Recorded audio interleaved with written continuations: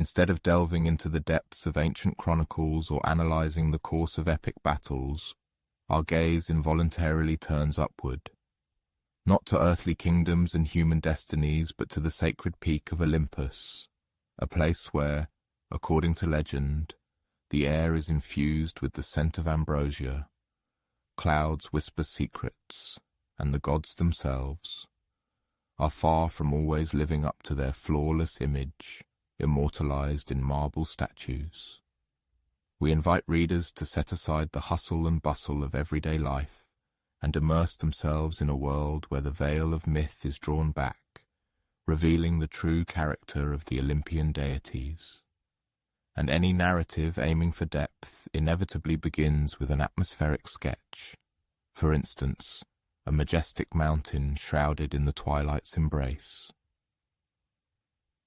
This isn't just any mountain, but the sacred Olympus, the legendary abode of the gods, where the heavens seem draped in lush clouds, and the air carries the subtle aroma of ambrosia, sometimes mingling with the fragrant offerings rising from the mortal world spread far below. This peak, grand and regal, proudly stands on the northern frontiers of ancient Greece. Its summit is so often veiled in mist that nature itself seemed to hint at the presence of powerful entities. Notably, Olympus is not merely a mythical image, but a real geographical point. The highest mountain in Greece, reaching a height of just under 3,000 meters. However, for the ancient Hellenes, Olympus represented something far greater than a mere collection of rocky formations and mountain ridges. It was a sacred space, an embodiment of divine geography. This place served as a celestial hub of unquestionable power, enveloped in a mystical, shifting light and embraced by an eternally vigilant, solemn silence.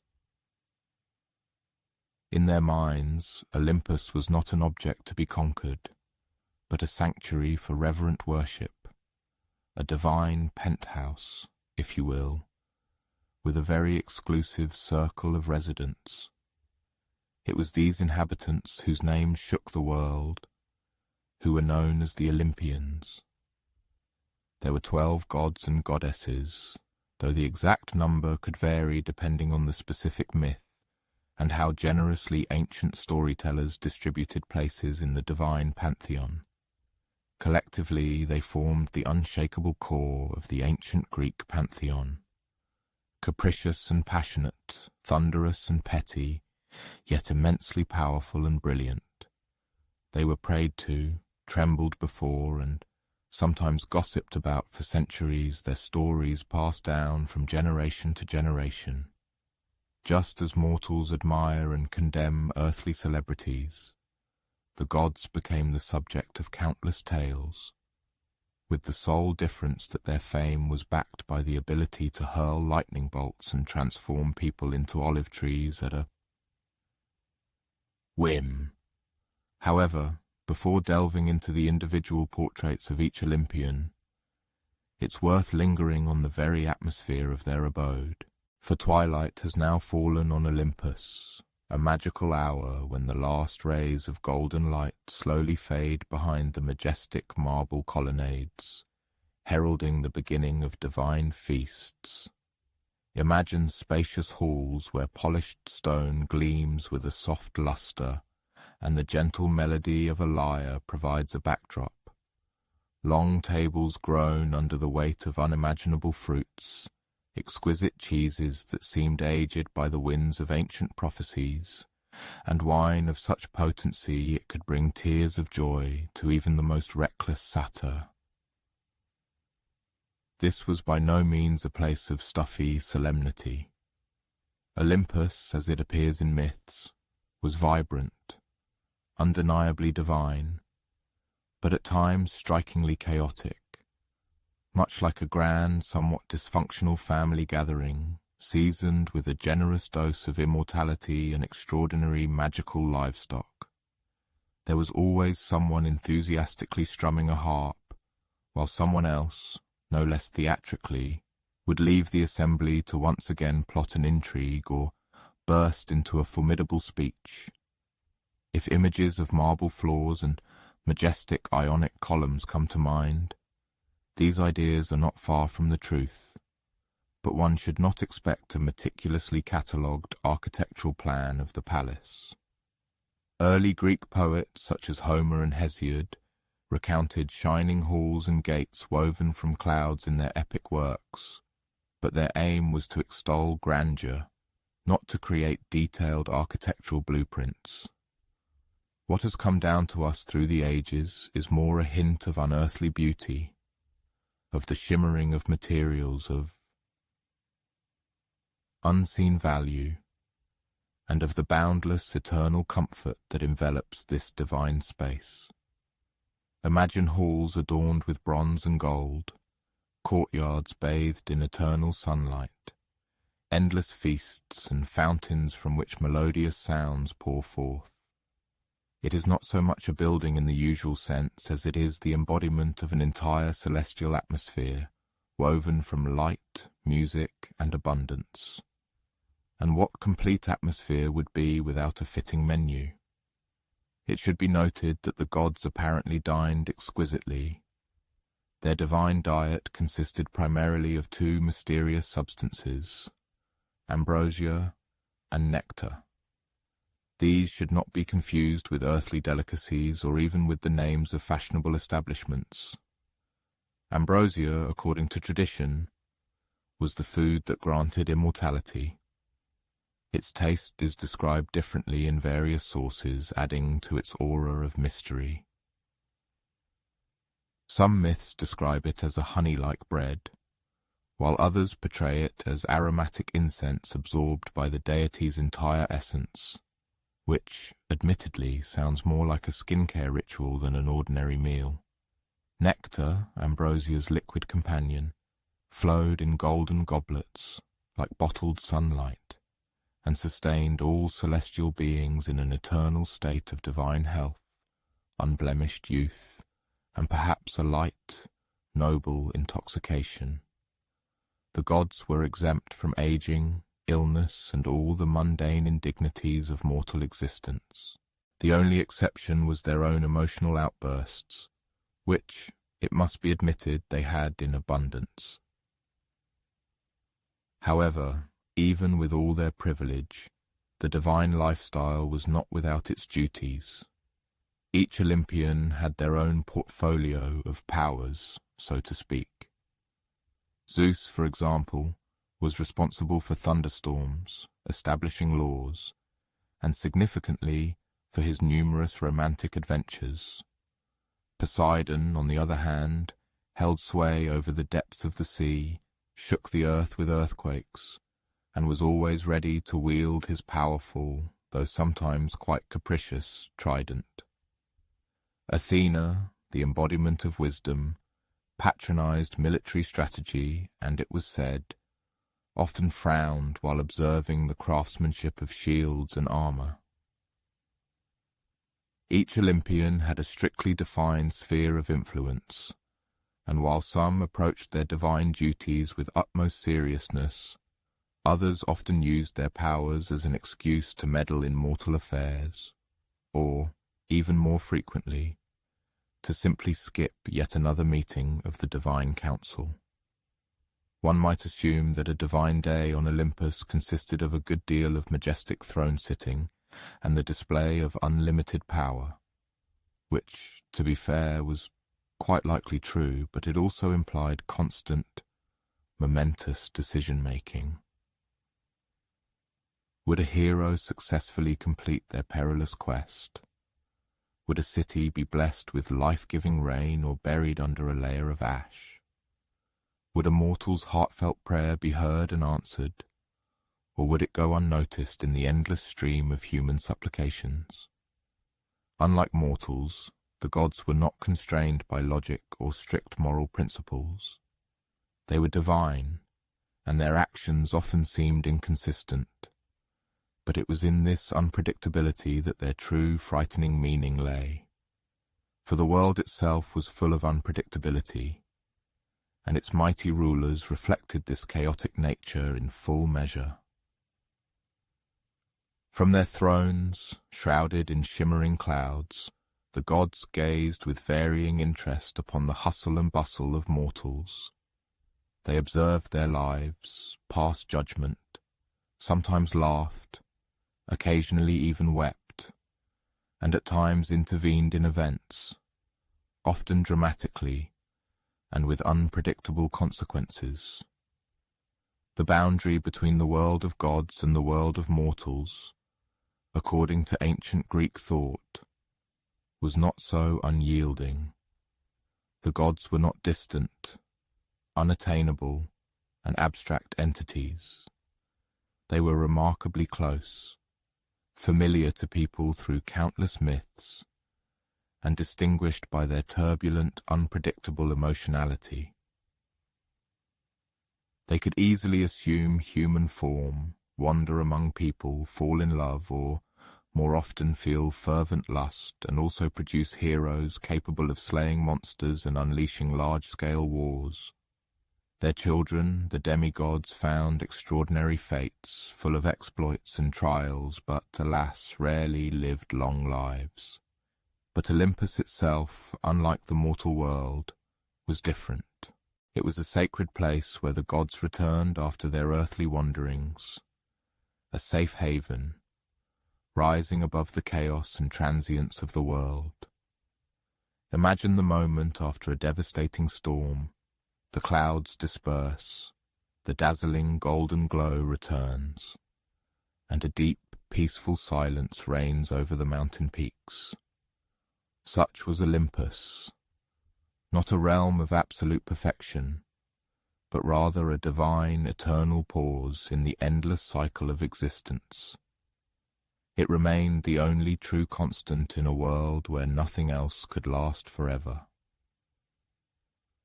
Now, let us turn to the most brilliant society that inhabited this majestic peak. The 12 Olympians are often mentioned, but their list was never strictly fixed. Traditionally, it included Zeus, Hera, Poseidon, Demeter, Athena, Apollo, Artemis, Ares, Hephaestus, Aphrodite, Hermes, and either Dionysus or Hestia. The latter, despite her status as goddess of the hearth, was sometimes unfairly excluded from this brilliant assembly. However, one might assume she didn't mind this state of affairs at all. Her image was always associated with a goddess who preferred a peaceful evening by the hearth to the noisy, lightning-throwing contests so beloved by her brothers. Each Olympian brought their unique note to this divine chorus. Apollo, radiant and refined, was inseparable from his lyre, his lips always ready to utter a mysterious prophecy. Artemis, vigilant and swift, perpetually glided through the forest thickets like a shadow. Ares, boisterous and audacious, resembled that uninvited guest who swiftly empties all the olive stores and carelessly breaks the furniture. Aphrodite, the embodiment of beauty, captivated with soft glances and possessed a dangerously persuasive silence, capable of bending anyone to her will. And of course Hermes, the cunning trickster with a smirk that immediately made it clear his nimble hands had already pilfered something. They were undoubtedly gods, but in spirit they remained unmistakably human. This was the true genius of Greek mythology. Its deities reflected human nature in all its brilliant depravity and multifaceted complexity. In honor of these gods, the Greeks erected magnificent temples with splendid columns reaching to the heavens and sanctuaries filled with incense and heartfelt prayers. But beyond that, they also told countless stories. These myths were passed down by word of mouth, becoming part of the collective memory. They were heard around crackling campfires and on the grand stages of amphitheatres, embracing all strata of society. These were stories of all-consuming love and bitter betrayal, of exorbitant pride and a thirst for vengeance. Stories that not only taught but also warned, and of course, entertained. Olympus was not just a place lost among the clouds. It was a grand theatrical stage, an arena for a massive family drama, and a mirror of the human soul, elevated a truly cosmic scale. And what about the mortals who gazed upon this majestic peak with reverence? They were well aware that they would never see it with their own eyes. Olympus was shrouded not only in a dense veil of clouds, but also in deep, impenetrable mystery. No mortal was destined to reach it, and those who dared to defy the gods, like the Titan Atlas, forced to eternally bear the celestial vault on his shoulders, paid an unimaginably high price for their ambitions. Olympus remained a place existing only in dreams and legends. It was not meant for physical ascent. It was created for the flight of imagination, and people, especially poets, pictured it in every minute detail. Homer, in his immortal poems, the Iliad and the Odyssey, generously filled Olympus with shining halls and thunderous divine disputes. Hesiod, on the other hand, gave it a majestic genealogy and a clear structure, revealing the complex world of divine family ties. Later, playwrights enriched its image with irony, and philosophers introduced elements of doubt. But over the centuries, Olympus invariably remained serene, radiant, and gently detached from earthly concerns. Today, this mountain still majestically rises above the land. Modern people, of course, conquer its peaks in sturdy hiking boots, armed with special equipment and navigation devices. They reach the summit, and an endless expanse unfolds before their eyes. The land stretches in all directions, the Aegean Sea shimmers blue in the distance, and the fields below appear like faded ancient mosaics. But what they don't find there are ancient temples, only the free wind and the boundless sky, and a sense of something unimaginably ancient, quietly, silently observing. The gods may no longer reside on this peak, but their stories, like invisible phantoms, linger in the air.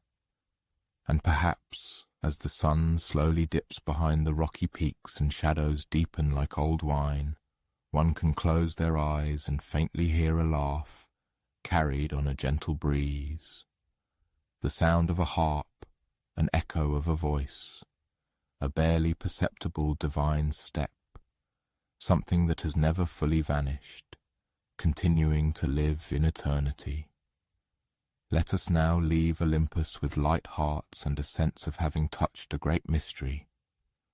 Imagine the gods reassembling at their table, torches lit, and the first stars beginning to twinkle above their golden halls, promising the continuation of an eternal, divine feast, stories of which are yet to be revealed.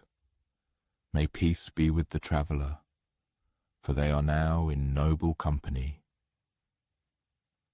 This day begins with a distant rumble of thunder, not the kind that heralds an approaching storm, it should be noted. No, this sound spreads slowly and deliberately, like a celestial drum roll, accompanied by a flash of lightning that feels more like a theatrical display than a threat. The thing is, when Zeus appears, he generally prefers to set the mood. Zeus, the great king of the gods, undisputed ruler of Olympus, lord of thunder, rain, and celestial order, and incidentally one of the most difficult family members in all of mythology, which, considering his company, is quite telling indeed. But for now, let's not delve into his many scandals. First, let's picture him as the ancient Hellenes did, seated high on his majestic throne atop Olympus, clad in flowing white and gold robes, with a scepter in one hand, a lightning bolt in the other, and an expression that balances stern authority with amusing detachment. Around him the air vibrates with immense power. He is not merely a monarch. He is the true embodiment of law, order, and cosmic balance, most of the time at least. Zeus did not inherit Olympus by chance. His story goes back deep into the past, long before the first temples, poets, or reverent prayers appeared.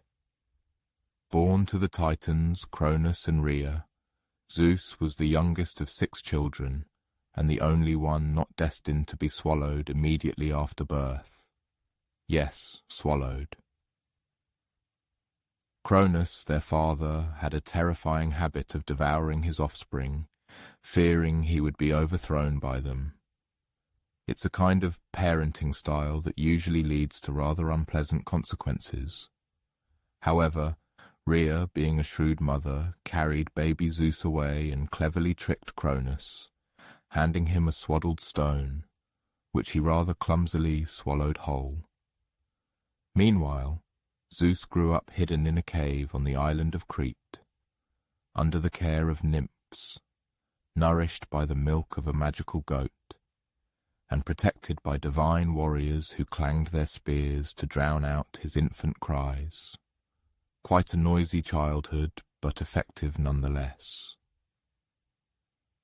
When Zeus reached maturity, he did what any ambitious son of prophecy would do.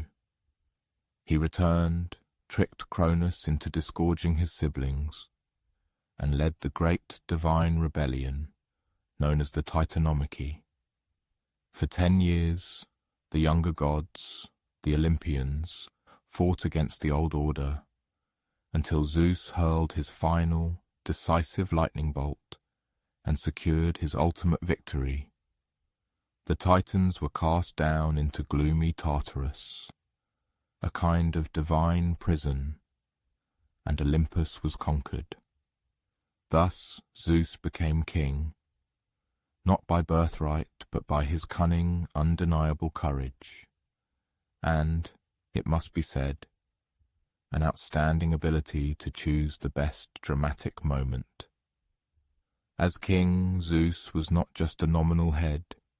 He governed the sky, yes, but also oaths, the sacred bonds of hospitality and justice. If anyone broke a solemn promise, they trembled before Zeus. If a stranger came to your doorstep, they were offered food and drink in the name of Zeus. He was, in many ways, the god of social cohesion, the one who held everything together, even if his own divine family often teetered on the brink of chaos. Now, if a slight digression is allowed, no discussion of Zeus would be complete, without mentioning, shall we say, his romantic proclivities. Zeus, it must be admitted, had a penchant for a wandering eye and equally wandering feet, and sometimes took on animal forms. His liaisons with mortal women and a rather significant number of goddesses comprise a veritable extensive catalogue of ancient myths. Sometimes he approached them as a handsome man, at other times as a swan, a bull, or a shower of gold. The main thing was that it worked. These unions are believed to have produced many of the great heroes of Greek mythology: Heracles, Perseus, Helen of Troy, Minos, and so on, each born to a different woman, each destined for a unique fate, and each a small stitch in the grand tapestry of Zeus's legacy, though perhaps not quite the legacy Hera, his lawful wife, envisioned. Oh yes, Hera, queen of the gods, goddess of marriage, women and childbirth, and the long-suffering spouse of the most prolific philanderer on Olympus. Their marriage, immortal as it was, could by no means be called tranquil. Hera was full of dignity, intelligent, and incredibly proud. Zeus, for his part, loved her in his own way, but that did not prevent him from constantly testing her patience. If anyone has ever been at a family dinner where no one mentions the elephant in the room, and then Zeus turns into that elephant, well, then you understand. Their quarrels were truly legendary. Sometimes Hera tried to outwit or even overthrow her husband. Once she orchestrated a rebellion among the Olympians, and Zeus had to be rescued by a 100-handed giant named Briareus. Another time he hung her from the sky on golden chains as punishment. Of course, this was not his best act, but they always reconciled, or at least reached a truce of sorts. Immortality is, after all, a very long time. You get used to things. However, Zeus's story is not just about mischief and lightning. He was also the supreme arbiter of cosmic balance. When mortals committed crimes or displayed hubris, that dangerous combination of arrogance and defiance, it was Zeus who passed judgment. He sent omens. He dispatched furies. He cast down the proud. But he also rewarded virtue. He upheld the sacred bonds of hospitality. And he listened to prayers. The Greeks saw him as the great anchor of divine power. His image adorned temples, coins, and statues throughout the ancient world. In Olympia, a colossal statue of Zeus, made of gold and ivory, sat in the great temple, crafted by the sculptor Phidias and considered one of the 7 wonders of the ancient world. He was not just a myth. He was a cultural cornerstone, and yet there is something very human about him, isn't there? For all his lightning and grandeur, Zeus often behaved like an exasperated father trying to keep a house full of eccentric children from burning it down in a storm. He intervened in Trojan politics. He weighed the fates of heroes in battle. He tried, often in vain, to maintain order on Olympus. It was a divine soap opera, and Zeus was both the director and the reluctant lead actor. He could be merciful, for example, forgiving Prometheus after centuries of punishment for stealing fire for humanity. And he could be vengeful, as when he flooded the earth to cleanse it of human wickedness. But above all, Zeus was consistent in one thing. He reminded mortals of the limits of their reach. In myths, those who challenged him, be they giants or kings, almost always failed, not because Zeus necessarily hated them, but because the natural order had to be preserved. And order was what Zeus valued most. In the post-Titan world, the universe ceased to be chaos and darkness. It had rhythm, seasons, laws. Stars rotated in the sky. Rains came and went, cities rose and fell, but the heavens remained constant. And somewhere high above it all, Zeus watched. It's easy now to picture him simply as a tyrant with a lightning bolt. But it's preferable to think of him as something more complex. A divine figure who carried the burden of the world's unpredictability on his shoulders. One who stood between the mortal realm and the unknown beyond. One who roared, wept, and raged not because he was cruel, but because the world was full of choices, and none of them were ever simple. Even gods had their burdens. So when we picture him, let it be not only the power in his gaze, but also the weariness behind it. For though he was king, his reign was never peaceful. There was always a new hero to watch, a new war to judge, a new prophecy to ponder. And all the while the wind shifted, clouds gathered, and somewhere below, a poet whispered his name. Tonight the thunder is distant, the skies are calm. Zeus sits in his hall, fire flickering on his crown, and the world is at peace for a moment. Stars twinkle overhead like ancient eyes, and the mountain breathes its slow, eternal rhythm. Sleep now. You are under the watchful eye of the king of Olympus, and tonight he is merciful. Settle in. The lamps are dim, the fire is low, and tonight our attention turns to Hera, the queen of the gods. You've met her husband, Zeus, in all his thunderous, shape-shifting splendor. But Hera is something else entirely. Not the ruler of the heavens, not the master of storms or prophecies, but the quiet and unyielding heart of Olympus. And more than once she cast a glance so sharp it could turn a lesser deity to stone, or at least send them scuttling back to some minor temple in Thessaly. She was and remains the goddess of marriage, women, childbirth, and regal dignity. But Hera is not just domestic. She is not gentle, as spring is gentle. She is fierce, enduring, intelligent, and more than capable of expressing her displeasure, especially when it comes to her husband's many, many transgressions. But we'll get to that in due time. First, let's begin at the very beginning. From her birth, long before Olympus was even built, Hera was born to the Titans Cronus and Rhea. Yes, the same Cronus who had a rather disturbing habit of swallowing his children whole. Hera, like her siblings, Hestia, Demeter, Hades, and Poseidon, disappeared into her father's belly until Zeus, the youngest and most astute of them all, rescued them all.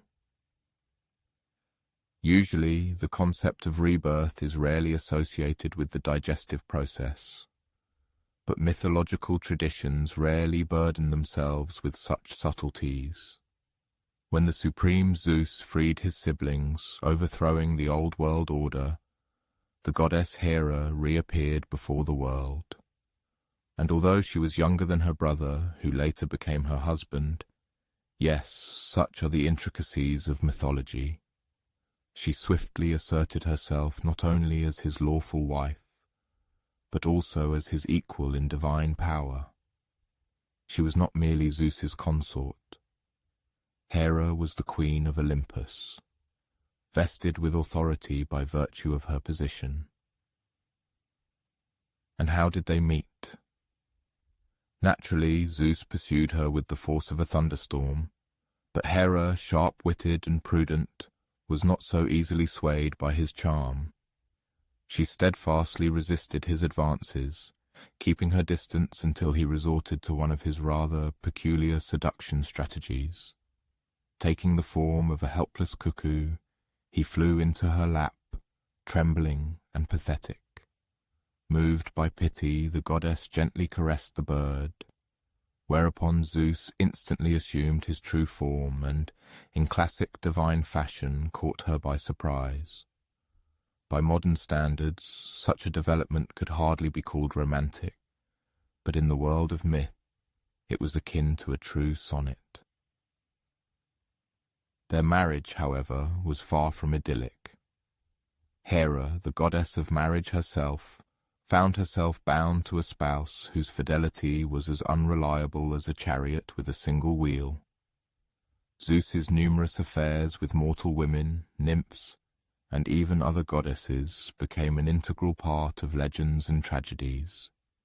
Each time he strayed, Hera responded not with silence or subservience. Her reaction was vengeance, measured, precise, and often deeply poetic. But let's be fair, Hera's anger was not blind fury. It was rooted in her dignity, in a deep understanding of what was right, sacred, and just. She did not lash out without reason. When she punished, she did so with the calm assurance of a queen maintaining order in a realm that seemed destined for collapse. Consider, for example, the story of Io, a mortal priestess whom Zeus desired. When Hera appeared to investigate, Zeus, in a panic, transformed Io into a white cow. Hera, of course, instantly saw through this bull masquerade. She accepted the cow as a gift quite graciously, and entrusted Argus, a giant with 100 eyes, to guard her. It was not the most subtle move, but exceedingly effective. Zeus, in despair, sent Hermes to lull Argus to sleep with his stories and music, and as soon as all 100 eyes closed, Hermes took his life. Hera was furious.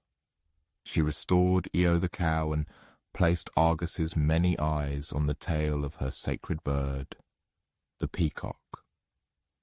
This detail, incidentally, remains in the bird's plumage to this day. That's characteristic of Hera. She never forgot. She immortalized. She took insults and carved them on the stars, on feathers, on stone, not out of malice, but out of principle. Her world was order, and when it was disrupted, she responded accordingly. Another story, this time involving Heracles, one of Zeus's many sons by another woman. Hera hated him from the moment he drew his first breath. She sent snakes into his cradle. She drove him to madness. She put obstacles in his path at every turn. And yet, ironically, almost too perfect, it was Heracles who, after his death, was welcomed to Olympus and reconciled with Hera, even marrying her daughter Hebe. One can imagine family dinners were tense, but Hera was not just an angry wife. That's an oversimplification and unfair. She was the goddess to whom women prayed for safe childbirth, for a stable home, for the sacred bonds of marriage to remain strong. She was the protector and patroness of queens. Her temples were among the most magnificent in Greece, especially the great Heraion near Argos, where priestesses performed elaborate rituals and dedicated their lives to her service. She was also the embodiment of regal bearing. When Homer describes her in his immortal Iliad, he does so with a certain respectful awe. Tall, proud, with golden eyes, she rides in a chariot drawn by peacocks. A crown shines on her head, radiating the fire of the heavens, and her voice can silence a room full of immortals. Even Zeus, for all his bluster, knew perfectly well when to be cautious with Hera. Their marriage, despite all the strife, was also a political alliance, a symbol of cosmic balance. Zeus, representing raw power and law, and Hera, representing fidelity, structure, and sacred tradition. Together they ruled not only Olympus, but the entire fabric of the Greek cosmos. Their quarrels were myths, yes, but they also reflected the eternal struggle between freedom and fidelity, chaos and order, impulse and restraint. To worship her was not to bow to tenderness. It was to honor strength clothed in dignity. It was to recognize that the world needs not only storms, but also boundaries. That love is not always sweet.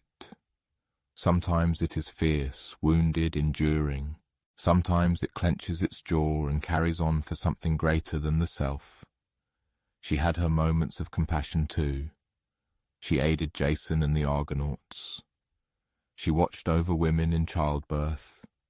She gave strength to those who upheld justice.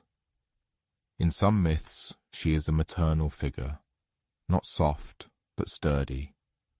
The kind of mother who might not kiss your scraped knees but would stand between you and a charging bull without flinching.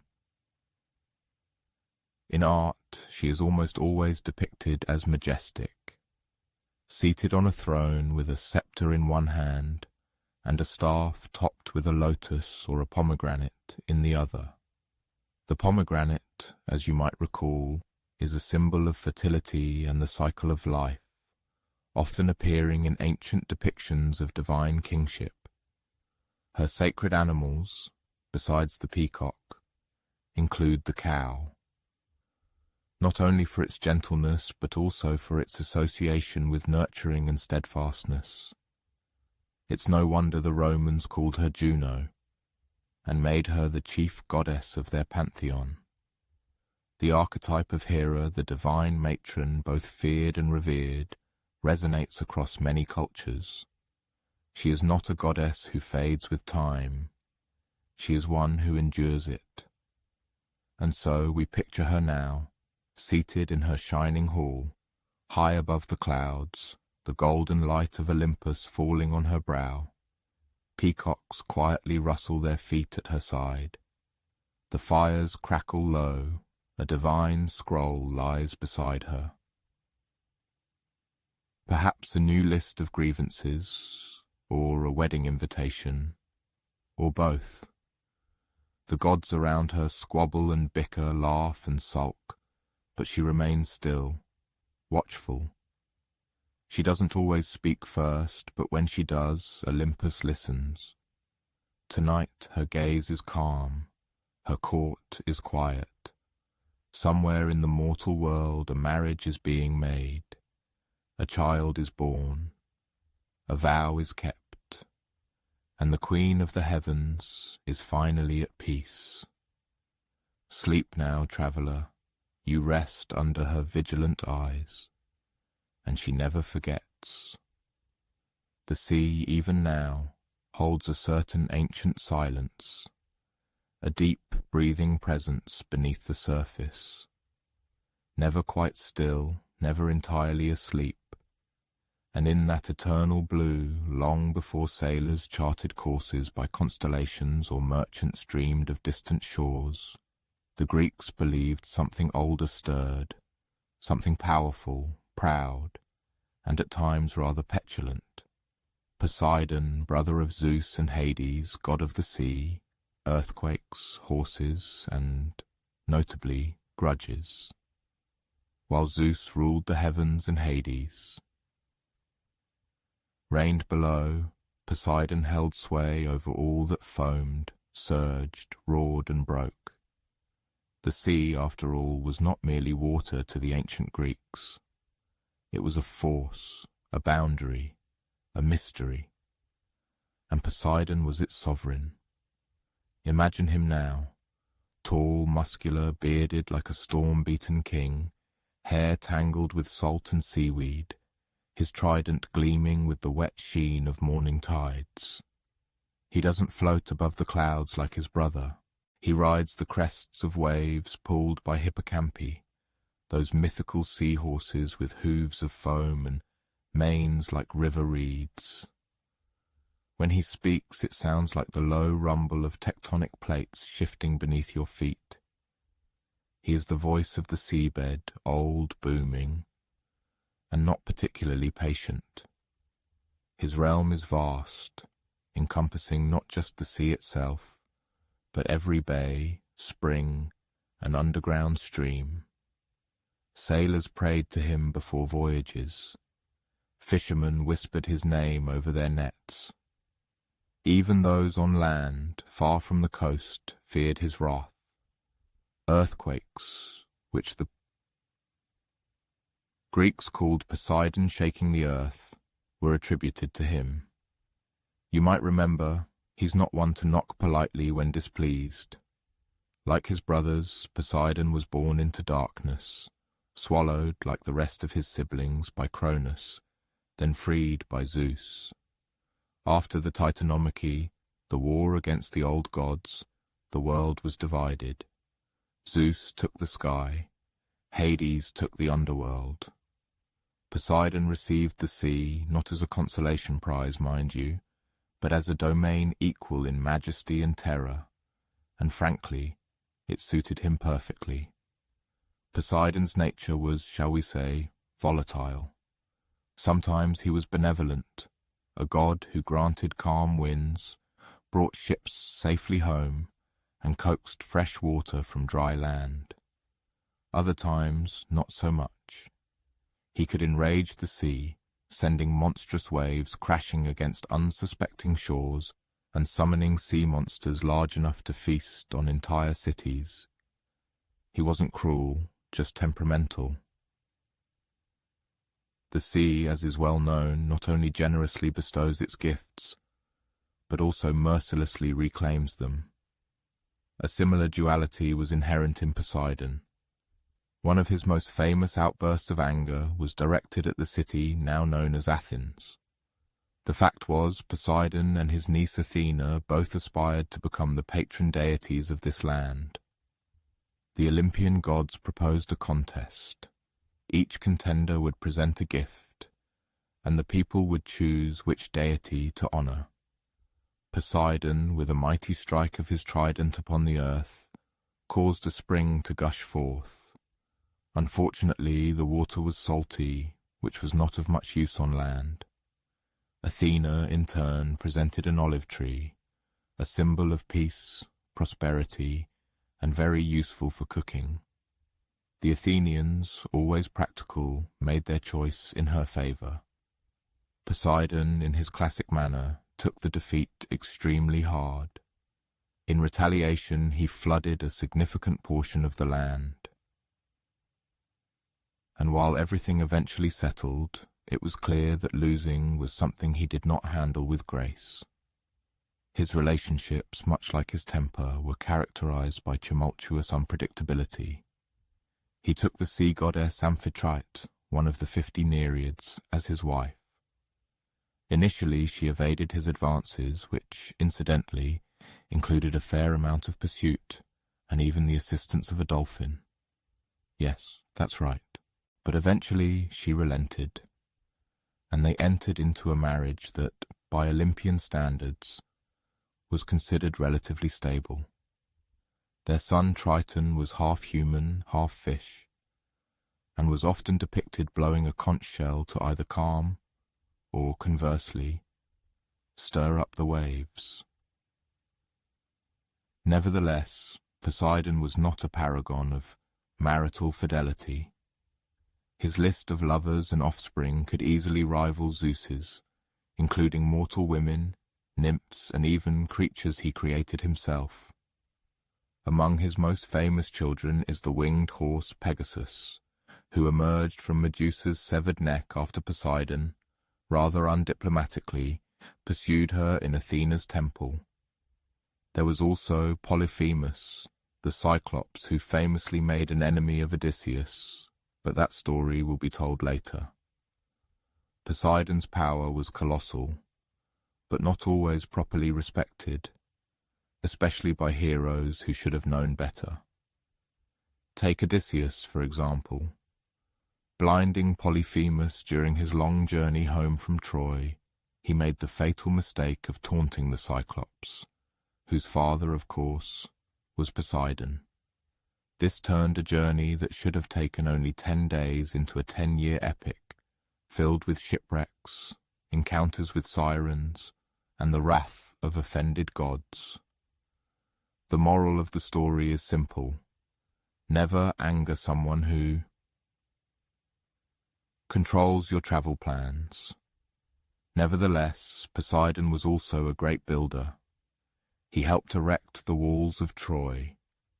However, when the king refused to pay him properly, Poseidon made sure the city would one day fall. Again, we return to the theme of divine memory. The Olympians, and Poseidon especially, had long memories and an even longer sense of justice when they felt slighted. The worship of Poseidon was widespread in coastal regions. On the Isthmus of Corinth stood one of his main temples, a majestic structure where sailors and seafarers offered sacrifices for safe passage. Horses were sacred to him, not only seahorses but also earthly ones. He is said to have created the first horse by striking his trident on the ground.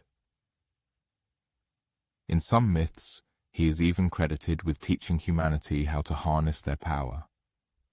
This serves as a reminder that Poseidon, though wild, could be generous when properly revered. But the sea is not just a geographical concept. For the Greeks, it was a living presence. It connected lands, carried myths, swallowed empires, and Poseidon was its voice. Never fully predictable, but always aware of its power.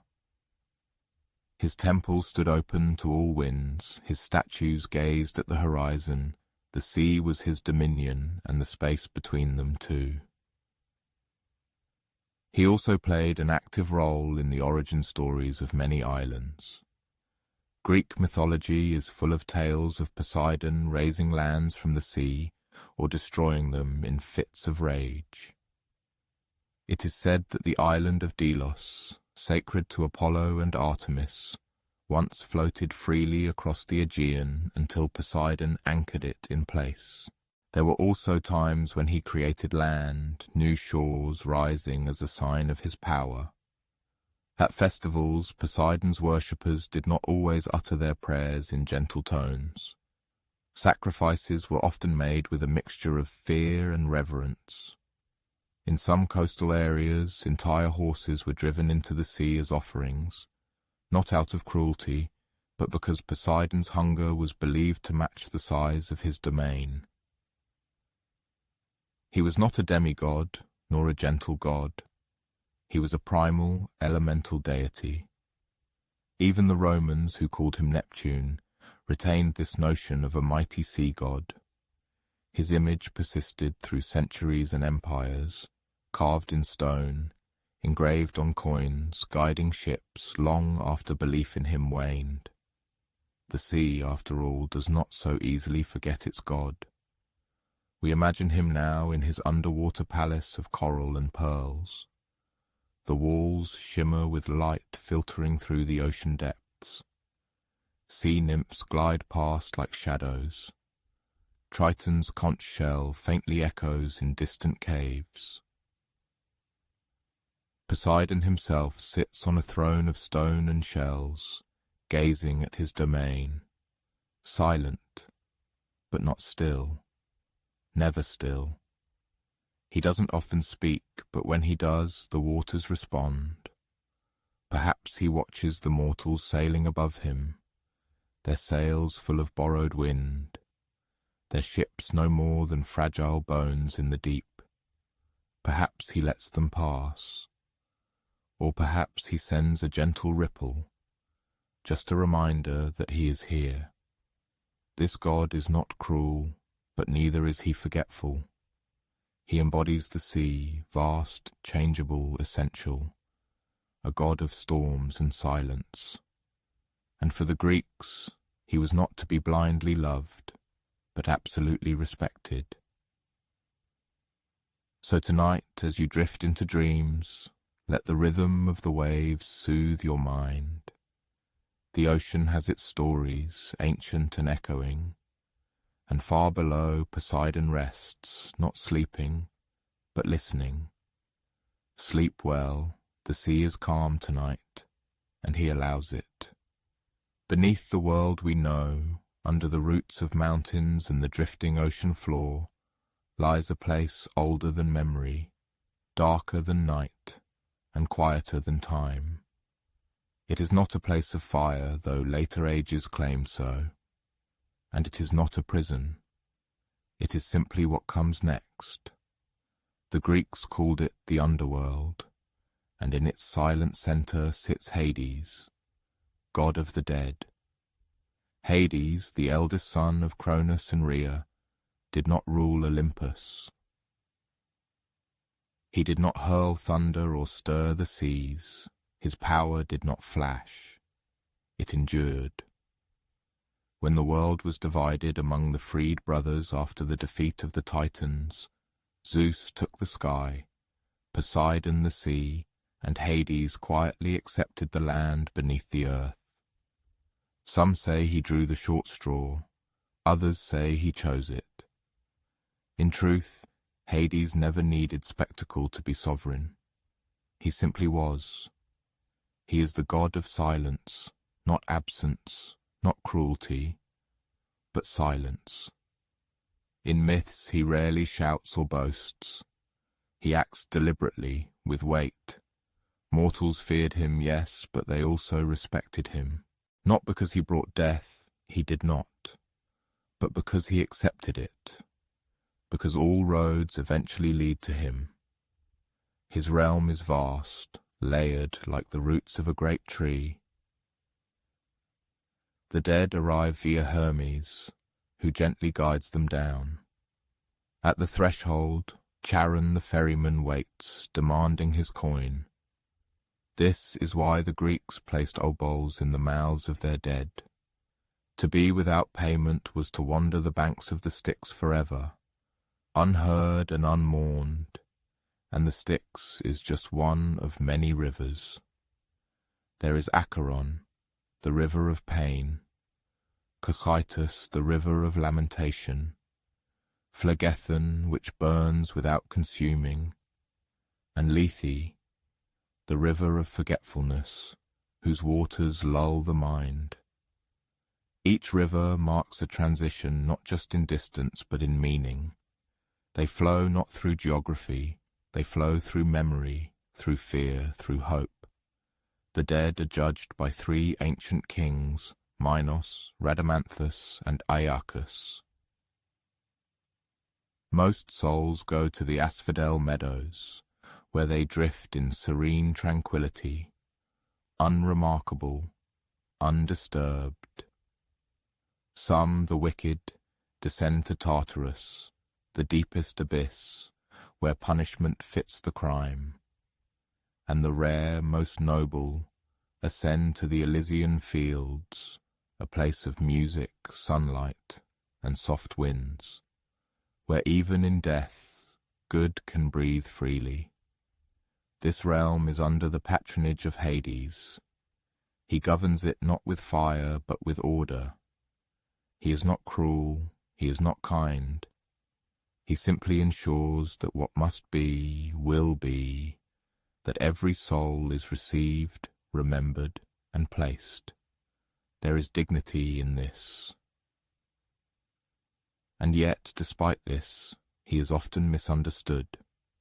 In art and stories, he is sometimes mistakenly portrayed as a villain, perhaps because death itself is frightening, and he is its face. But Hades is no more evil than gravity. He does not hunt souls. He does not tempt or torment. He rules patiently and constantly over the inevitable. His most famous myth, of course, is that of Persephone. The story begins in the sun with flowers. Persephone, daughter of Demeter, goddess of the harvest, was gathering flowers in a field when the earth opened up. Hades rose in his obsidian chariot and carried her down, deep beneath the roots of the world. Demeter searched the earth, refusing to let the crops grow until her daughter was returned. And so, finally, a compromise was reached. Persephone would spend part of the year above with her mother, and part below with her husband. And so, in this manner, the seasons came to the world, spiraling in their eternal dance. Spring and summer were typically associated with joy and renewal, while autumn and winter were seen as periods of grief and decay. Was the reason for this great love, or an insatiable thirst for power? Ancient myths interpret these events differently. However, one thing remained constant. In the depths of the underworld, Persephone took her rightful place, becoming a mighty queen. She was not a prisoner, not merely a consort, but a full-fledged ruler, seated beside Hades, not behind him, symbolizing her equal standing. She guided the souls of the departed past the judgment seat, tended to the pale gardens of shadows where ethereal flowers bloomed, and Hades, lord of the underworld, was far from raging. He neither betrayed nor deceived. In many ancient traditions, he is often called the only god who never resorted to deceit or infidelity. His vast kingdom, his majestic crown, and, of course, his queen were enough for him. He was often called Pluto, meaning the rich one, for all that lay beneath the earth belonged to him, gold and silver, precious gems, and the seeds hidden in the soil. From him came not only the end of life, but also new beginnings. For seeds must spend time in darkness before sprouting and giving life. And it was Hades who ruled over this primal darkness. He rarely appeared among the other gods of Olympus. If he did emerge from his gloomy realm, it was always for a matter of utmost importance. Thus he lent aid in the great war against the giants. He lent his helmet of invisibility to the hero Perseus, who then used it to escape after slaying the terrifying Medusa. But for the most part he preferred to remain aloof, watching, waiting, and tending to his vast domain. His unseen presence was felt in rituals of mourning, in the quiet rustle of grave goods, in the absolute silence that follows the last breath. Sacrifices to Hades were made at night, often involving black animals. The smoke from these offerings drifted downwards into the depths of the earth. His name was spoken in whispers or avoided altogether. To name him was to attract his attention, and this was considered dangerous and undesirable. And yet, not everyone feared him. His name was an integral part of mysteries that promised rebirth. In Orphic traditions he appeared not as the end of all things, but as a gatekeeper opening the way to a new beginning. Some even believed in the cyclical nature of life and death, in the grand idea of reincarnation. And Hades, in this context, stood not as an insurmountable wall, but as an open door. Imagine him now, if you will, seated on a majestic throne carved from volcanic rock, surrounded by deep shadow. His robes fall in quiet, silent folds. Around him shimmer the ghostly shadows of long-departed souls, engaged in whispered conversations that only the dead understand. Beside him, Persephone carefully tends a garden of pale flowers blooming without sunlight. The air is faintly filled with the scent of myrrh and memories. He holds a scepter not to strike, but to denote an unbreakable order. The dead do not rise in rebellion. They need no chains. The very weight of time holds them in their places. Unlike his brothers, Hades did not crave glory. He did not envy the gods of Olympus. He did not interfere in mortal affairs unless they trespassed into his domain without permission. And even in such cases, he acted more as a judge than an executioner. He set conditions and strictly enforced them. Recall Orpheus, who came to plead for his beloved Eurydice. Hades listened carefully and agreed. He gave the poet a chance to lead her out of the underworld on one condition, not to look back. And when Orpheus looked back, Hades took no more than was rightfully his. There was no deception in this, only strict rules that were broken.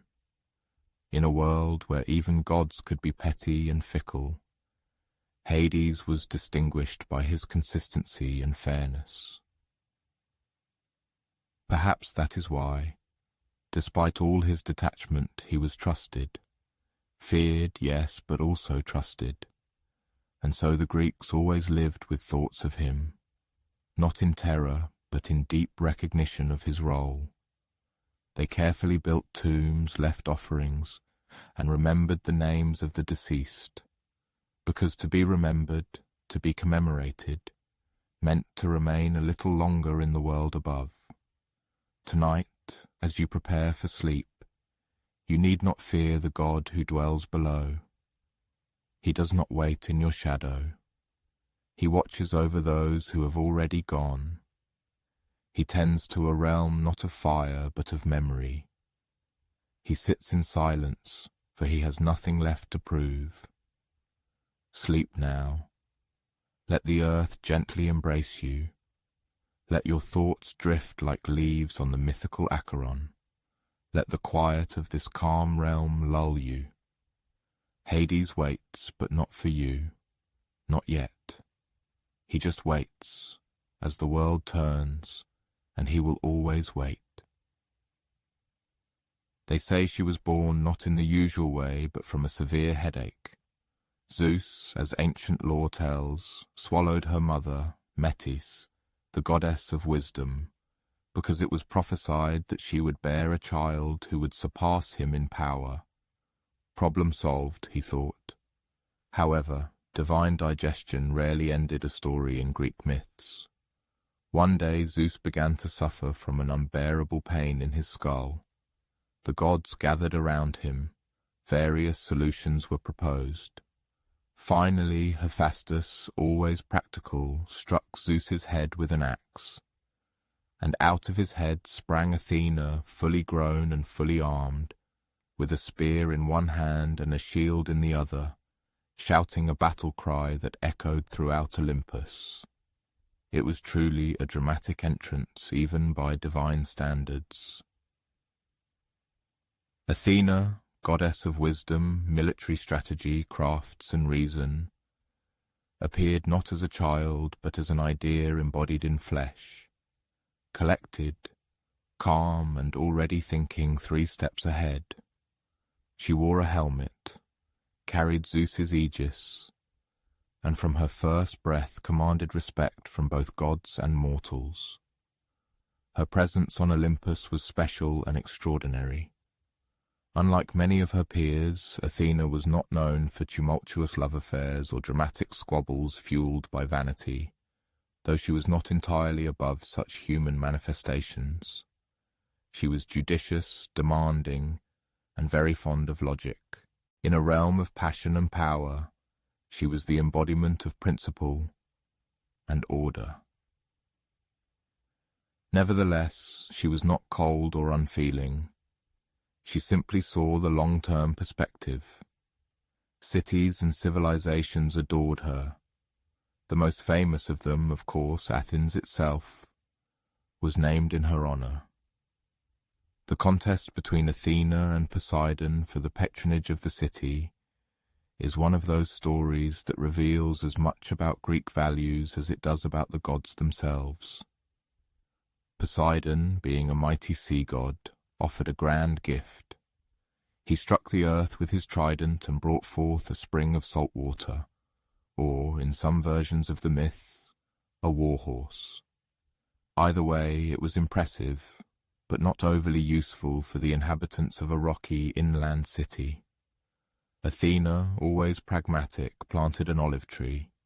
Shade, food, oil, and timber, all from a single gift. The Athenians chose her, and frankly, who wouldn't? From then on, Athena became more than just a goddess to them.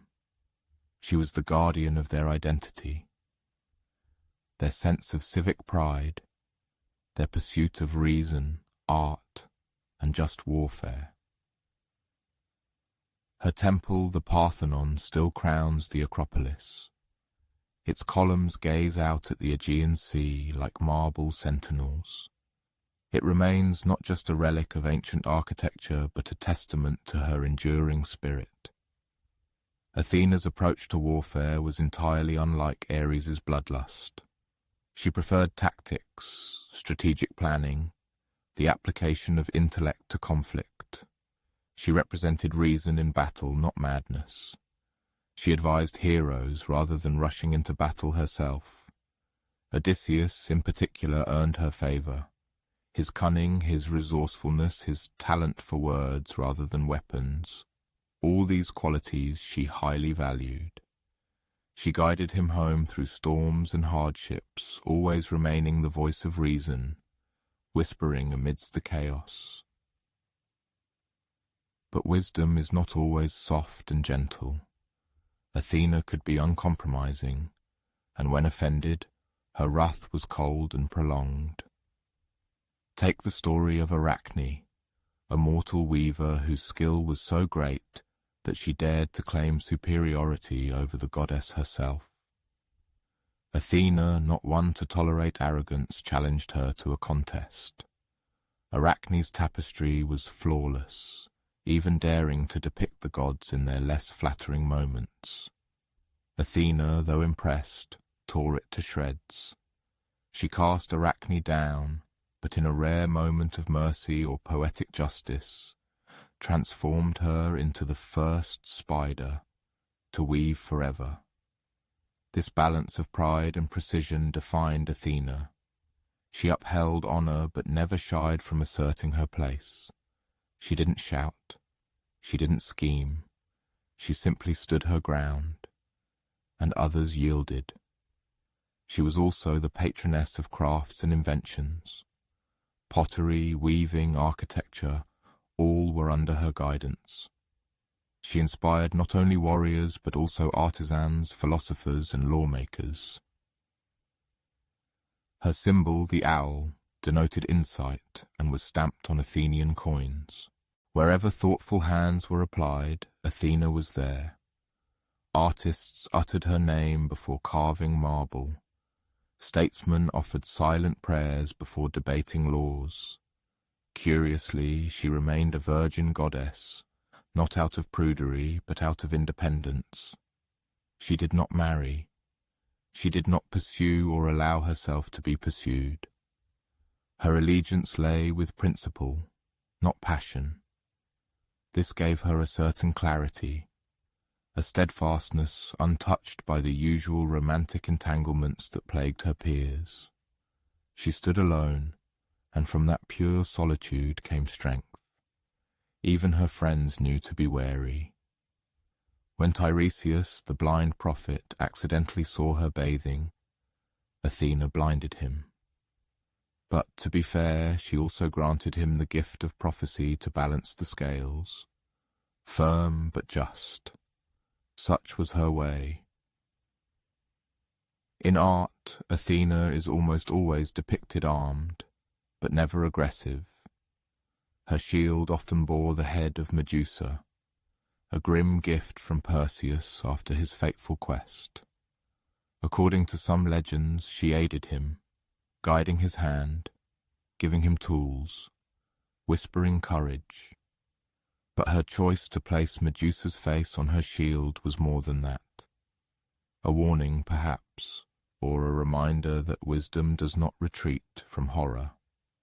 It absorbs it, reflects it, uses it. Athena had no shortage of temples throughout the Greek world. In addition to the Parthenon, sanctuaries in places like Delphi and Sparta honored her many aspects: warrior, lawmaker, protector. Festivals like the Pantheon celebrated her birth and her role in civic life, combining athletic contests, sacrifices, and parades of woven garments made in her honor. In one such rite, young women carried offerings in silence, their steps measured, their robes flowing like water beneath the olive trees. Her epithets tell the story of her reach. Athena Parthenos, the maiden. Athena Polias, of the city. Athena Primachos, she who fights in front. Athena Ergane, the industrious. Athena Nike, bringer of victory. She was many things but never distant. Even in myths, she is the goddess who most often walks beside mortals, speaks plainly, guides without condescension. The goddess Athena possessed a unique ability to discern hidden potential even in places where most of her kin and mortals saw only flaws and shortcomings. Her approach to governance was fundamentally different. Instead of empty compliments and flattery, she bestowed wise counsel, and instead of unconditional approval, she fostered high expectations, encouraging development and the pursuit of excellence.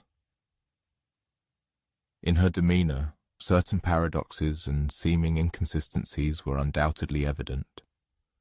Athena invariably championed the principles of justice, Yet at times her voice fell silent when other Olympians acted from less noble motives. She was strict with women who overstepped established boundaries, yet she granted great heroes the chance to defy fate itself and alter what was predetermined. Perhaps it was in this very ability to discern moments for active intervention and for patient waiting that the depth of her wisdom lay. Not every injustice needed immediate exposure. Some, in her view, could be resolved by the passage of time, in the quiet of deliberate decisions, with long-term consequences in mind. Athena's gaze was always cast far ahead, encompassing future horizons. She rarely raised her voice, but when she did, her speech resonated as pure, refined judgment, like the clang of bronze striking bronze in the still pre-battle air.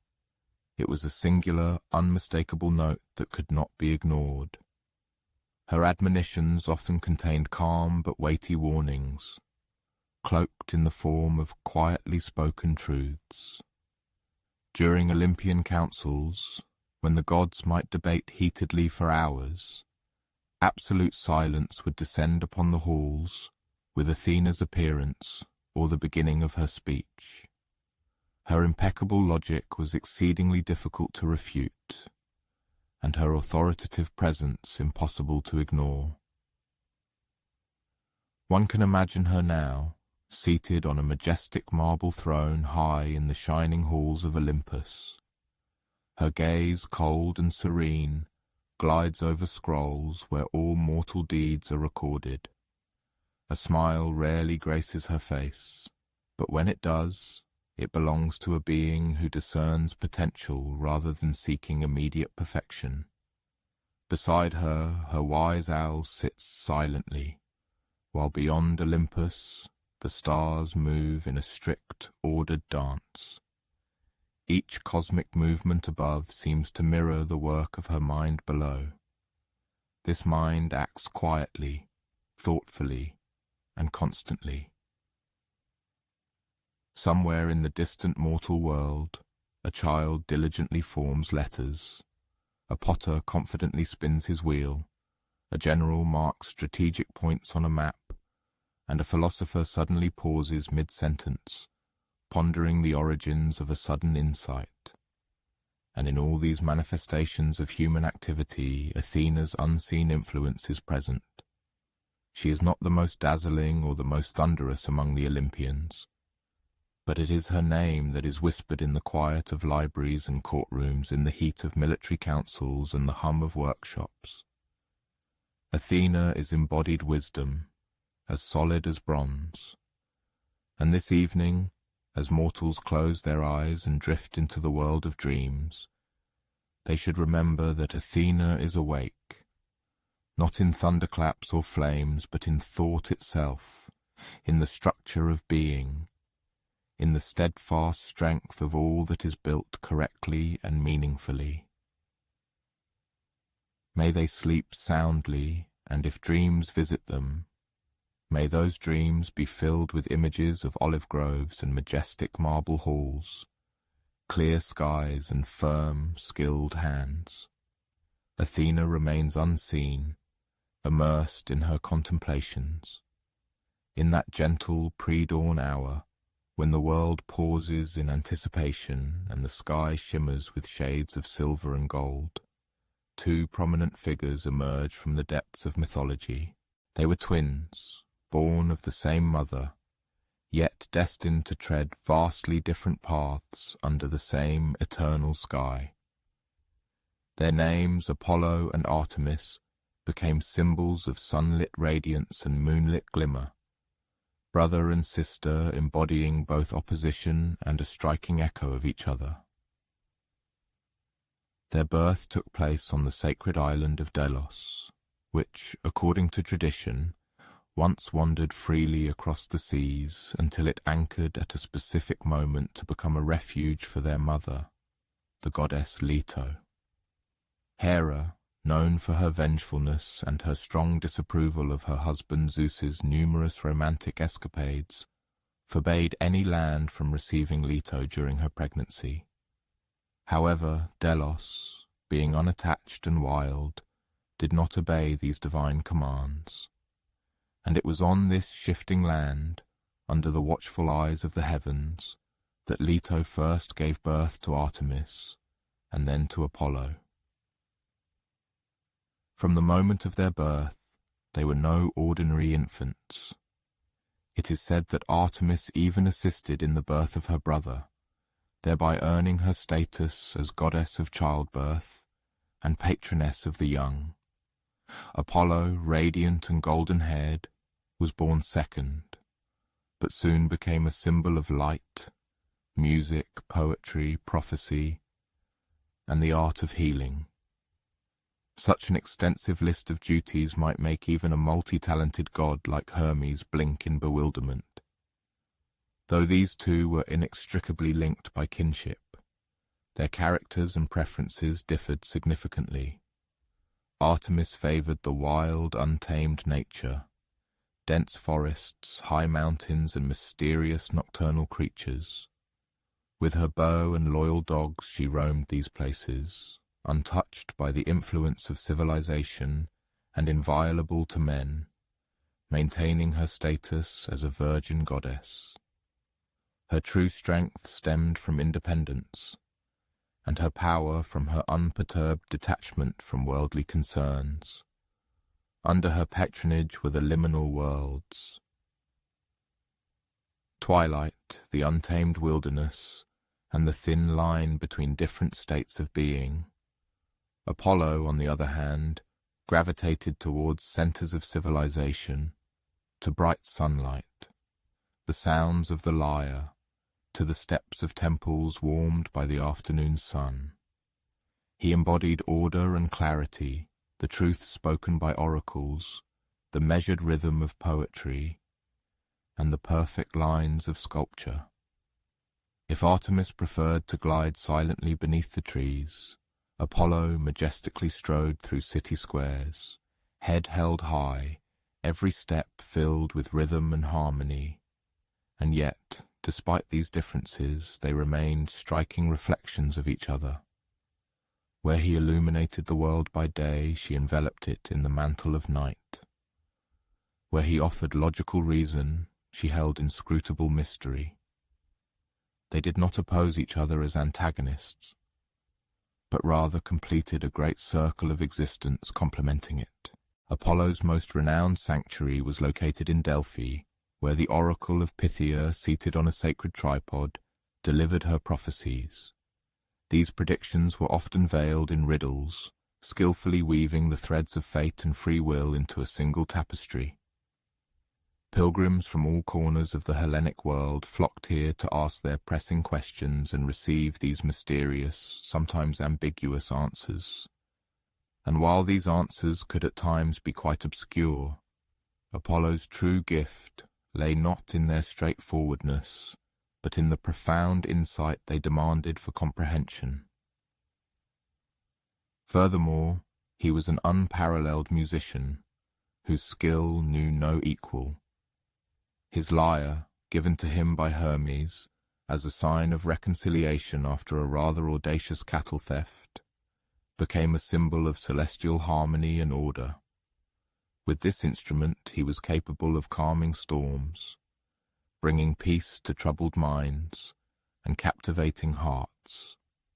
His musical compositions were not merely a form of entertainment. They were the very structure of existence, the soul of the world, a cosmos clothed in melodic form. However, Apollo's image was not exclusively bright. His myths, like the stories of other Olympian gods, also contained dark, tragic undertones. He often fell in love, and these romances frequently led to catastrophic consequences. Daphne, a nymph fleeing his pursuit, was transformed into a laurel tree to escape his unwanted attention. Coronis, Apollo's beloved, betrayed him, and he struck her down, only to rescue their unborn son, Asclepius, who later became the god of medicine.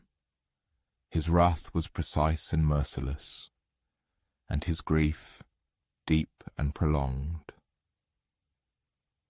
Artemis also had her dark sides and harsh manifestations. She mercilessly punished those who dared to see her without her permission. Actaeon, a hunter who accidentally stumbled upon her while bathing, was transformed into a stag and torn apart by his own dogs. She was a fierce protector, unyielding in her demands and expectations, yet she showed kindness to those who respected her privacy and inviolability. Vulnerable creatures were under her patronage. She invisibly accompanied maidens, bestowed her strength upon women in childbirth, and was invoked in the quiet of lunar prayers.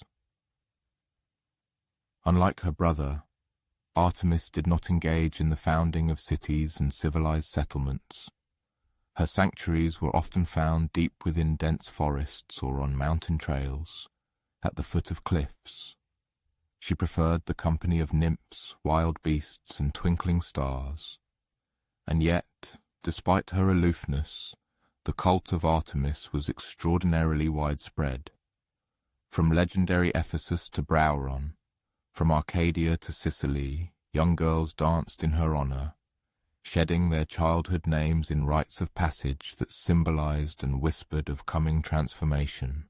Together, Apollo and Artemis embodied something far deeper than a simple contrast of light and darkness. They represented a pair of fundamental divine principles: reason and intuition, civilization and wilderness, outspoken speech and profound silence, the hunter's bow and the healing lyre.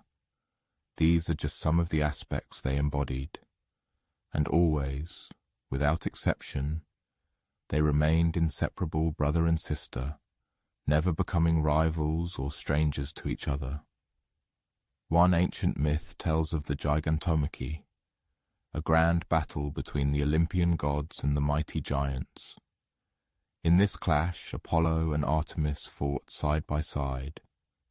He struck down foes with arrows that shone with burning gold, while she with arrows carrying a silvery chill. Combining their efforts, they crushed adversaries who were significantly larger and more powerful than themselves. Their aim remained unwavering, and their cause righteous. The sun and moon, it seemed, fought as one. Another myth tells of the tragic demise of Niobe's children. Queen Niobe audaciously mocked Leto, who had only 2 children, while she herself boasted of numerous offspring. Enraged by such an insult, Artemis and Apollo took up their bows. One by one, they struck down Niobe's children, Apollo the sons, Artemis the daughters. Only in some versions of this story did one child escape this fate. Niobe, weeping inconsolably, fled and was turned into stone, from which a waterfall of endless sorrow eternally flowed. The lesson, though grim, was crystal clear. One should not mock the mother of light and shadow. And yet, these myths served not only as warnings. They were a kind of mirror held up to the human heart, demonstrating how passion, loyalty, and power manifest in forms transcending ordinary life. Through these narratives, the ancient Greeks explored the very structure of human feelings and emotions. Apollo and Artemis did not merely punish or protect. They expressed the divine aspects of our own inner worlds. Apollo, being the god of healing, was simultaneously the god of plague. A single note drawn from his bow could bring disease, while another could grant healing. Artemis, goddess of the hunt, was both a giver of life and a ruthless slayer of animals. They held paradox in their hands, like a bowstring stretched between 2 extremes. In a historical context, the cult of Apollo and Artemis significantly influenced the formation of a large part of the ancient Greeks' religious life. At Delphi, the pronouncements of Apollo's oracle often determined political decisions, travel plans, and even the outcome of wars. The Delian League took its name from the island where Apollo was born. Athletes swore oaths in his name before the Pythian Games, held every 4 years in his honor. Meanwhile, Artemis played a central role in rites of passage marking coming of age. In Brauron, girls entering womanhood participated in rituals, donning bare skins, an echo of Artemis's role as guardian of life's transitions. Her sanctuary at Ephesus, with its majestic temple and statues adorned with symbols of fertility and the wild, was rightly considered one of the 7 wonders of the ancient world. The Romans also paid them due homage. Apollo retained his name, a rather rare instance of continuity in mythology. Artemis, on the other hand, transformed into Diana, and her image continued to invisibly wander through moonlit groves, remaining untamed and untouched. In art, Apollo is traditionally depicted as youthful, beardless, often with a lyre or bow in hand. His face radiates serenity, and his posture is remarkably balanced. He embodies an ideal, balance, grace, and harmony. Artemis, in contrast, is portrayed as swift and confident in her movements. Her clothes billow as she moves rapidly, and her gaze is sharp, like the silver tip of her arrow.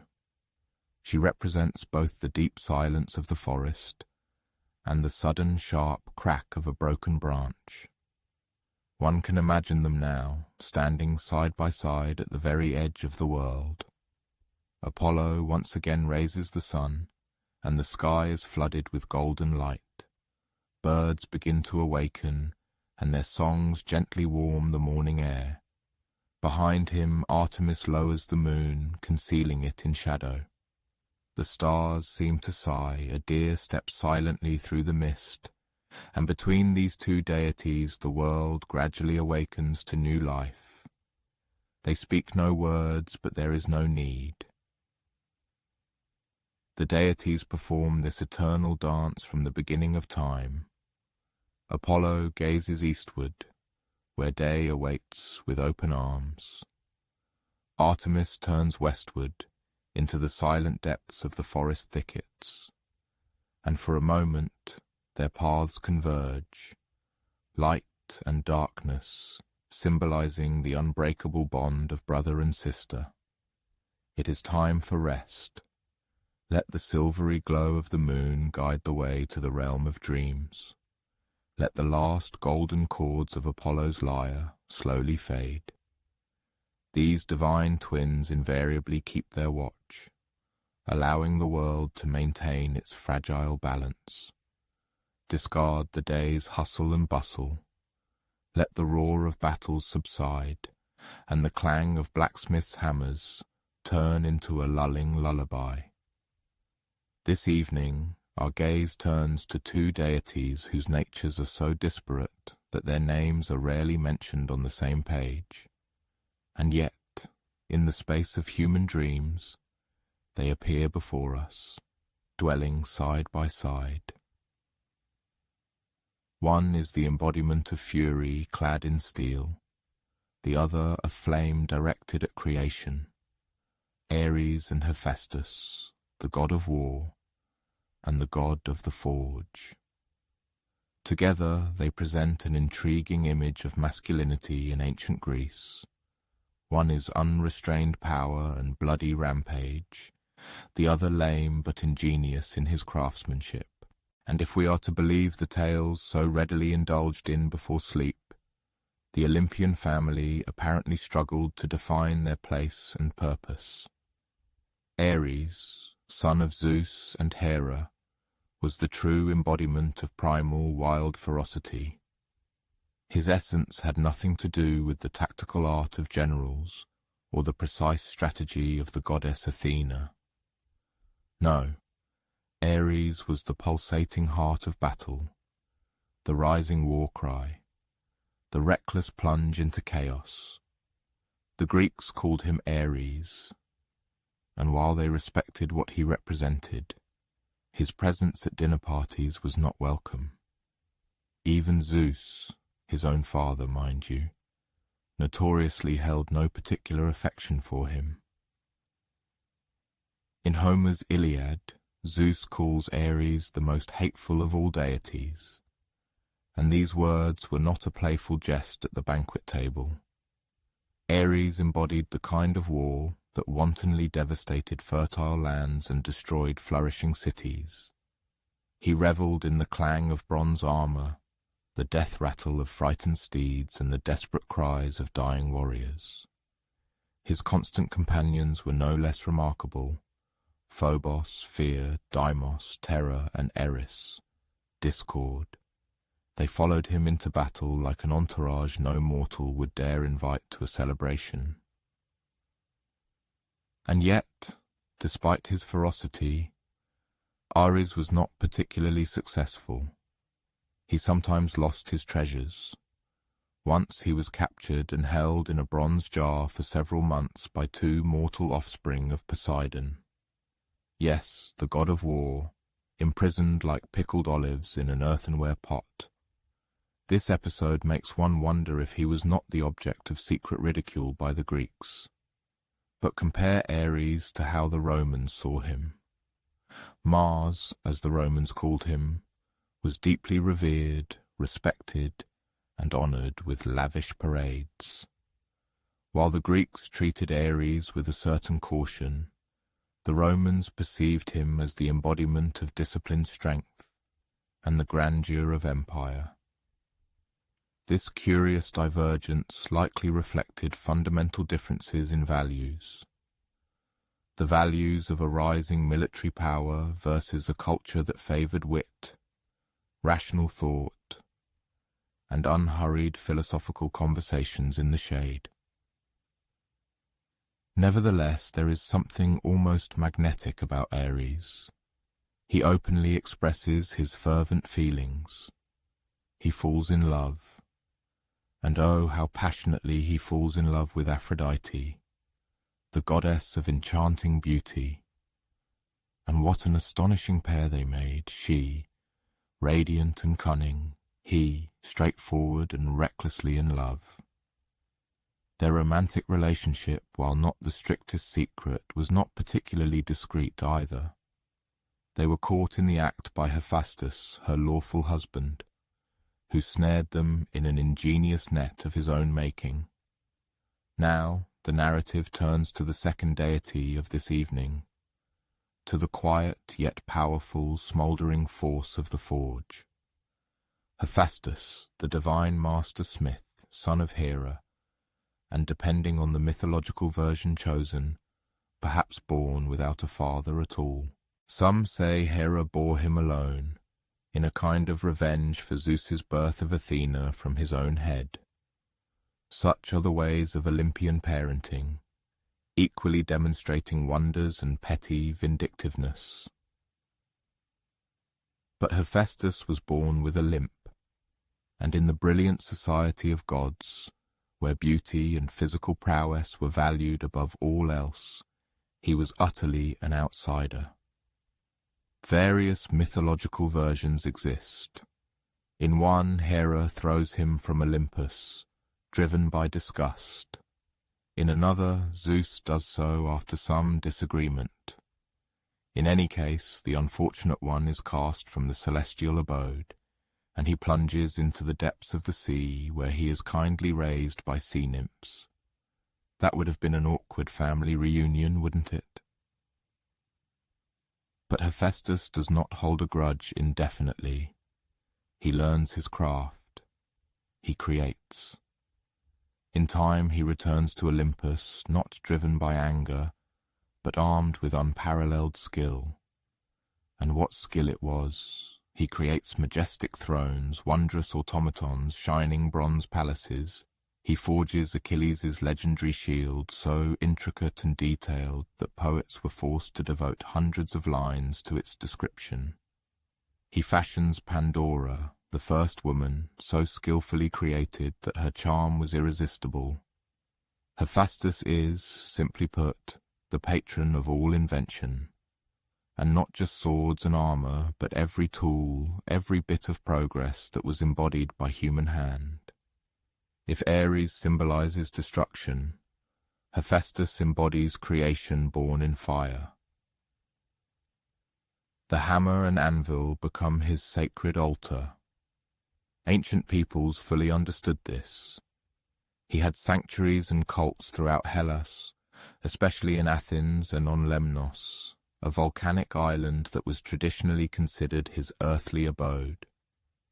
There fire was revered as sacred, and every blacksmith was a kind of priest, tirelessly repeating the deeds of his divine patron in labor, sweat, and soot.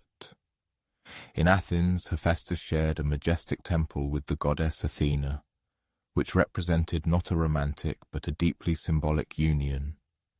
She bestowed wisdom. He provided the means for its material embodiment, craftsmanship and ingenuity, in an inseparable union. And yet, for all his genius, Hephaestus does not often triumph in mythological tales. His union with Aphrodite proves unhappy and full of infidelity. His ingenious traps, though brilliant, rarely relieve his loneliness. He is powerful, but he is not honored for his appearance or charisma. In this sense, he appears as one of the most understandable deities, not clothed in an aura of glory, but diligently toiling in the shadows, forging the world while other gods argue and squabble. And perhaps it is in this that his true significance lies. Because the Greeks, for all their deep attachment to myths, were pragmatic. They built structures, developed thought. They debated heatedly in the agora and laid stones in perfectly straight rows.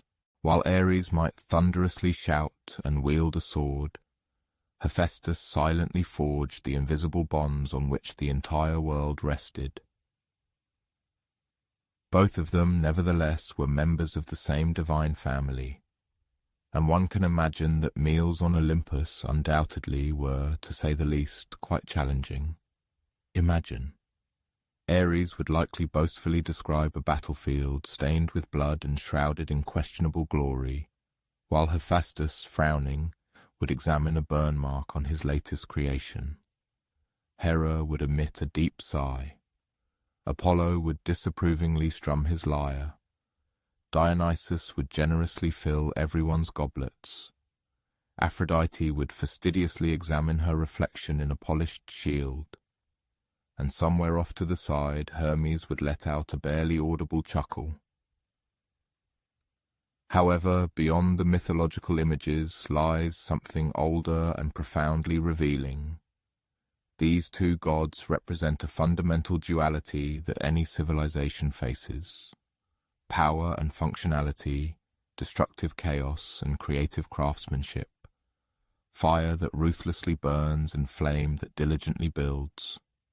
It should be remembered that war, however often glorified in epic poetry, was a terrifying reality.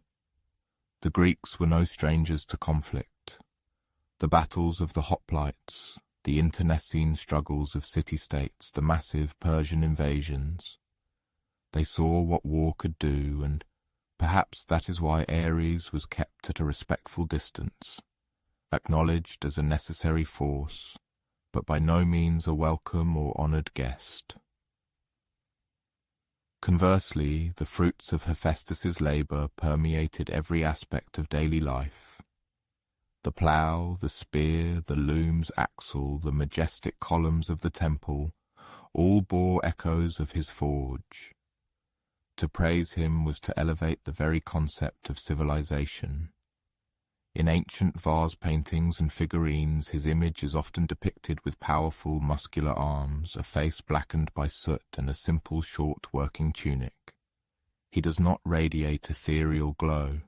He toils in the sweat of his brow. He bends metal. He limps, but he moves toward his goal. Ares, on the other hand, appears as the embodiment of sharp lines and dazzling bronze brilliance. He is distinguished by a helmet with a majestic plume, a shield always ready for battle, and a proudly lifted chin. His beauty is as skillfully forged as his blade, but by some irony of fate, it always seems less reliable. This is why the Greeks instructed their children, strength alone is not enough. Build, create with your hands. Let fire bring warmth, not consume everything. And yet, Ares, perhaps, needed to exist, if only to constantly remind us of the pricelessness of peaceful existence. Hephaestus, despite all his hardships and trials, remained utterly indispensable. Even the gods themselves needed a skilled smith. As the reader drifts into silence, let them imagine a forge whose soft light dispels the night's darkness, surrounded by tools, unfinished masterpieces, and filled with the scent of warm metal. There are no battle cries, no clash of spears, only the calm glow of the fire and the measured rhythm of the hammer. Perhaps the true heart of Olympus beat not in the opulent throne room, but in the humble forge below. And somewhere there, deep in the mountain halls, the god with a limp and an unyielding steel mind continues tirelessly to shape the world. While high above him, the god of war sharpens his blade, always ready. Let the last sparks die out. One by one, the fire dims. The clang of iron gradually ceases, and the gods, eternally imperfect in their divine essence, fall silent as sleep approaches. Let your eyelids close, and allow the strict rules of the waking world to loosen their iron grip. This evening, the narrative drifts with divine tricksters, those who boldly cross boundaries, blur established identities, and quietly chuckle when the map doesn't quite match the terrain. The storyteller descends from the impeccably polished marble steps of Olympus and steps onto a vine-covered path, from which wafts the faint scent of wine, wildflowers, and something slightly illicit. These are the deities of transition, the guardians of thresholds, the masters of masks, the embodiment of mischief and mystery. Dionysus and Hermes, one generously pours wine, the other shamelessly pilfers sandals, and together they lead to the very edges of human existence. Our narrative will begin with Dionysus. He can be thought of as the god of wine, and this is true, yet his essence extends far beyond these bounds. He is the deity of liberation, unbridled madness, and ecstatic self-forgetfulness, a complete letting go of all constraints. He is like a paradox hidden within the green of ivy, both comforting and awe-inspiring. The story of his origin, as befits such a deity, is quite convoluted. According to one version, he was born to Semele, a mortal princess, and Zeus, who, in his favourite manner, visited her incognito. But Semele, deceived by the cunning and jealous Hera, dared to ask Zeus to appear to her in his true divine form, and mortals, as is known, are not meant to withstand a direct confrontation with divine majesty and thunder. She perished in scorching flames while Zeus, in a rather peculiar act of divine midwifery, saved the unborn Dionysus, sewing him into his own thigh. Yes, that statement is not unfounded. Dionysus was indeed born a second time, reborn from Zeus's leg. Perhaps such a birth lacks grace, but it certainly possesses unforgettable power. From the very first moments of his existence, Dionysus constantly balanced on the edge of different worlds, between mortal and divine, Greek and foreign, masculine and feminine, sane and that which lies beyond reason. He wandered the earth, grew up, and wherever his foot trod, grapevines sprouted through the soil, marking his presence. Panthers followed him relentlessly, and women known as maenads danced barefoot in ecstatic frenzy in the forest clearings, consumed by divine madness. However, behind this frantic joy, a sinister shadow of danger always lurked. For Dionysus is not merely the patron of wine. He is the deity embodying the very essence of what produces wine, its deep, elemental nature. He is the one who unvarnishes the true essence of a person, showing who they truly are, or, conversely, who they desperately try not to be. For the ancient Greeks, Dionysus embodied that life force that irresistibly breaks through any established boundaries and structures. His worship was expressed in ecstatic rituals that were sometimes performed at night, deep in the forest. Orphic mysteries and Bacchic festivals granted initiates the opportunity to free themselves from the shackles of personality, gender, social status, and duty, giving them for a brief moment a taste of freedom through dissolution in common ecstasy. But these rites did not always proceed peacefully. Pentheus, the arrogant king of Thebes, attempted to suppress the cult of Dionysus, the god. Disguised as a humble priest, lured him to observe the women's rites. But Pentheus was torn apart, literally by his own mother, driven to madness by divine power. And yet, Dionysus was not the embodiment of evil. He represented balance, a kind of counterweight. His arrival marked the end of winter. He appeared after losses, symbolizing the return of vital force. It was a wild, unrestrained joy that reminded mortals of their existence. And despite all his chaos, he was loved. Majestic temples were erected in his honor. Grand theatres were built in his honor. The city Dionysia festival in Athens became the cradle of both tragedy and comedy. It was a sacred celebration of the art of storytelling, masks, and the deepest human emotions. For theatre, like Dionysus himself, balances on the fine line between illusion and reality. Now, let's turn away from the forest thickets and follow the flutter of wings. Or is it just the whisper of sandals on marble slabs? It's Hermes.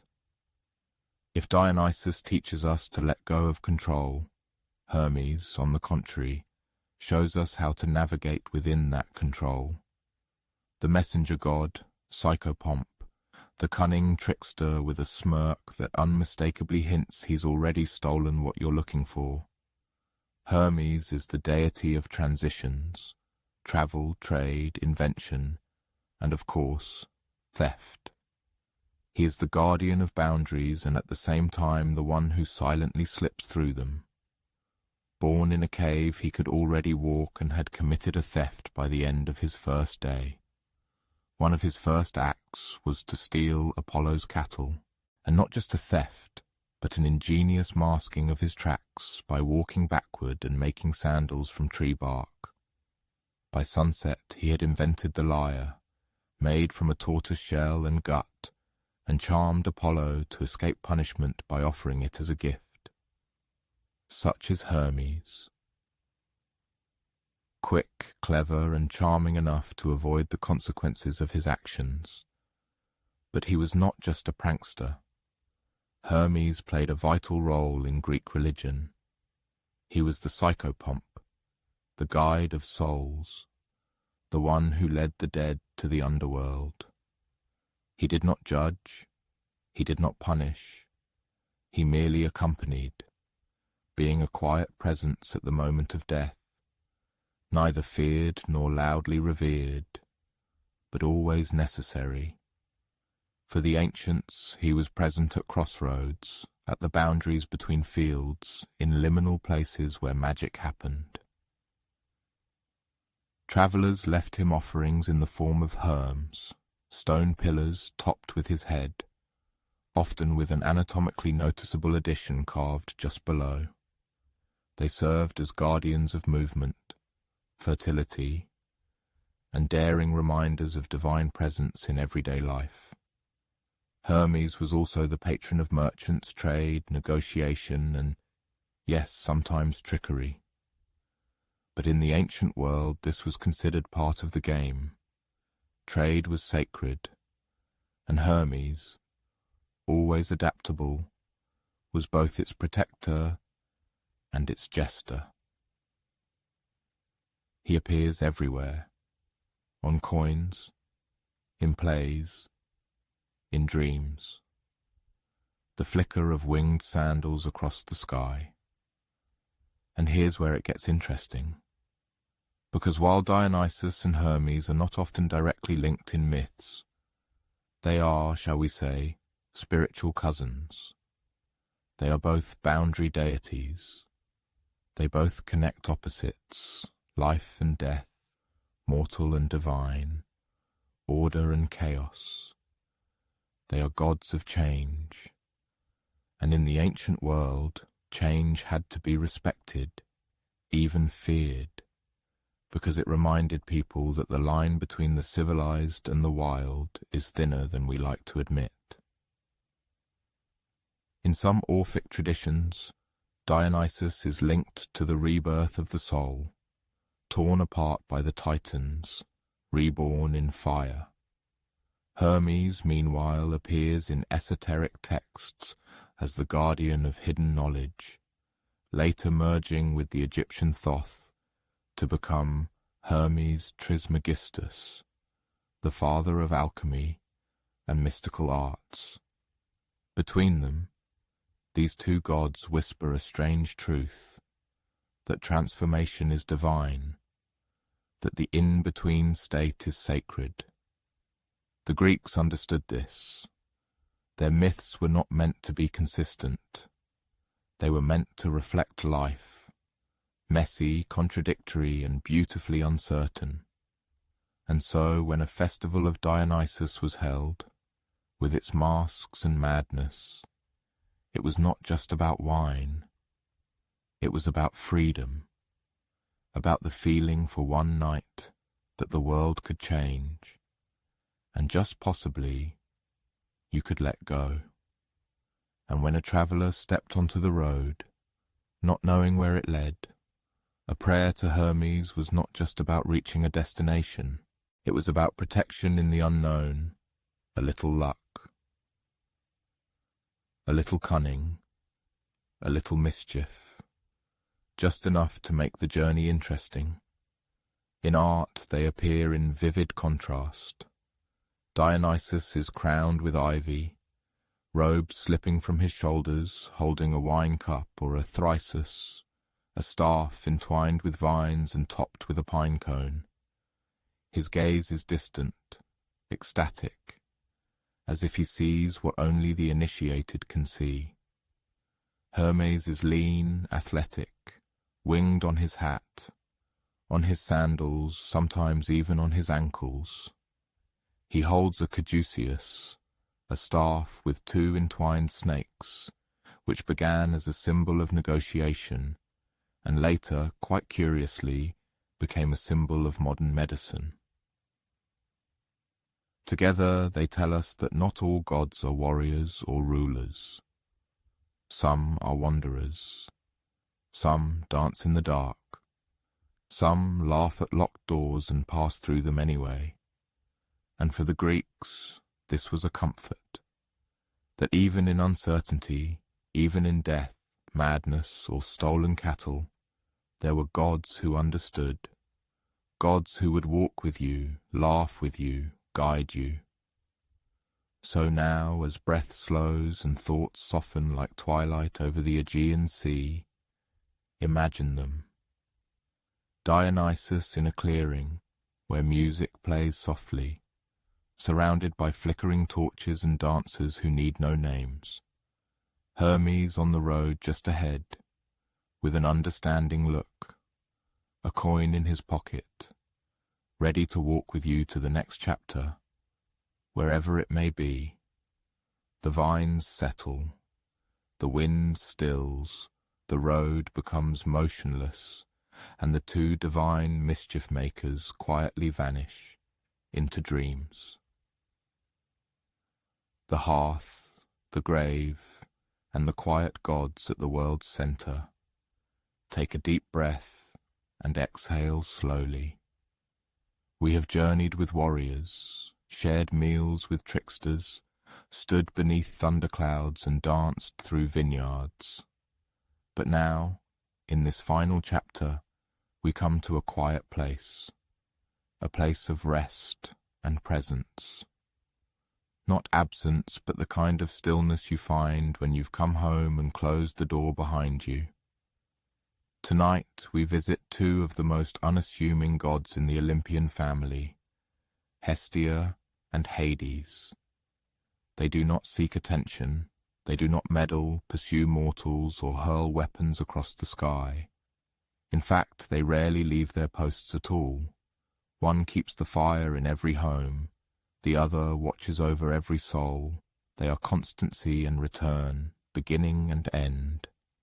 And despite the myths focusing on louder, more flamboyant figures, without them the entire divine order would simply crumble. Let's begin with Hestia. She is the eldest of the Olympians, the firstborn of the Titans Cronus and Rhea, and the first to be swallowed whole by her father. A charming family, these Titans. You might recall that Cronus, paranoid and fearing overthrow, decided the best course of action was to eat his children. Hestia, being the eldest, went first. When Zeus eventually forced Cronus to disgorge his siblings with the help of a rather aggressive herbal tonic, Hestia came out last, and so she was both the firstborn and the last freed, making her rather poetically the alpha and omega of the Olympian order. However, for all this drama, Hestia is arguably the least dramatic deity of them all. She doesn't rage, she doesn't seduce or scheme. She doesn't even go on adventures. Instead, she simply remains. Hestia is the goddess of the hearth, the sacred fire at the center of every Greek home, temple and city. The hearth was not just a place to warm your hands or cook lentils. It was the spiritual anchor of life. Families gathered around it. Offerings were made to it. Prayers began and ended in its flickering light. In every Greek home, Hestia's flame was a quiet promise that no matter how tumultuous the outside world became, there was always a place, however small, of warmth, safety, and belonging. She never married. She was courted, yes. Both Poseidon and Apollo tried their luck, but she politely refused, took a vow of eternal chastity, and continued to quietly tend the fire. When the 12 thrones of Olympus were being allocated, she stepped aside so that Dionysus, the youngest, could take a seat. She didn't make a fuss. She didn't sulk. She simply chose the center instead of the summit. And in that center, she became the most constant presence in all of Greek life. In cities like Athens, Hestia's sacred fire burned in the Prytaneion. The public hearth, the heart of every Greek settlement, was invariably maintained with the deepest reverence. At the founding of a new colony, sacred fire was meticulously drawn from the central hearth and transported across the seas, so that the fresh settlement could receive the blessing of the goddess Hestia. In this way, she invisibly wove together the old world and the new, transmitting the legacy of civilization with every smouldering ember, with every flicker of flame. Hestia had no need for grand temples, for every home, every family dwelling, became her sanctuary. No epic poems were dedicated to her, as her story was not a saga of conquests or catastrophes. She simply existed, embodying the very essence of being. She served as the invisible foundation for every ritual, every sacrifice, and every home. Indeed, at the beginning of any public or private ritual, the Greeks first turned to Hestia. Before sacrificial meat was laid on the altar, before a libation was poured onto the ground, her presence was already felt. And at the conclusion of the ritual, when the last drops of wine had trickled away and the fragrant smoke ascended to the heavens, she was again an integral part of that sacred moment. For modern people, such a role might seem modest and inconspicuous, but for the ancient Greeks, it symbolized reverence of the highest order, the deepest respect for order and home. If Athena embodied the reason and strategy of the city, and Artemis its wild, untamed expanses, Hestia was its invisible yet vital heart. It beat quietly, never striving for attention, but always remaining constant and ubiquitous. Now, let us move from the cozy flicker of the home hearth to the mysterious depths of the earth, to another god who also rarely spoke words, but whose power extended far wider than most realized. This is Hades, lord of the underworld. He too was one of the children of Cronus and Rhea, and like his siblings, he was swallowed by his father, and then rescued by Zeus. When the Titanomachy, the great war against the Titans, was won, the three brothers, Zeus, Poseidon, and Hades, drew lots to divide the cosmos among themselves. Zeus got the heavens, Poseidon the immense seas, and Hades stoically drew the lot for the underworld. And here it is important to clarify. He was not cast down by force. He was not defeated in battle. He simply took on a duty that no one else wanted, doing so quietly, responsibly, and without a single complaint. And for this reason, he was often misinterpreted. In later eras, especially in retellings influenced by the Roman Empire and Christian tradition, Hades was distorted into a demonic figure. However, for the Greeks themselves, he was not an evil deity. He was the inevitable. His realm was not hell in the usual sense. It was merely the natural abode for every mortal soul after the completion of its earthly journey. For the Hellenes, Hades appeared as a grim but dignified ruler. Stern, yes, but by no means cruel. Moreover, he was one of the few Olympian gods who never cheated on his wife and never interfered in mortal affairs without good reason. His name, the Unseen, perfectly reflected his essence, and his famous helmet of darkness allowed him to move unnoticed even among other gods. This was a very fitting symbol for a god whose work was constant and necessary, yet remained invisible to the living. He ruled justly and strictly upheld order. Hades did not allow the shades of the dead to wander aimlessly, and ensured that every soul found its rightful place, whether in the joyless asphodel meadows, in the blessed Elysian fields, or in the dark abysses of Tartarus, reserved for the truly wicked. He was feared, it is true, but this fear was imbued with respect, not terror. In fact, people often avoided speaking his name aloud. Instead, they used euphemisms, such as Pluto, meaning giver of wealth, which became common practice. After all the treasures of the earth, gold, silver, abundant harvests, stability itself, sprang from beneath the ground, from his domain. Thus Hades, hidden beneath a veil of mystery, was not so much a god of demise as a god of hidden riches and the earth's depths. And then came Persephone, queen of the underworld, his equal in title and power. The myth of her is well known. Hades falls in love with Persephone and carries her away to his realm.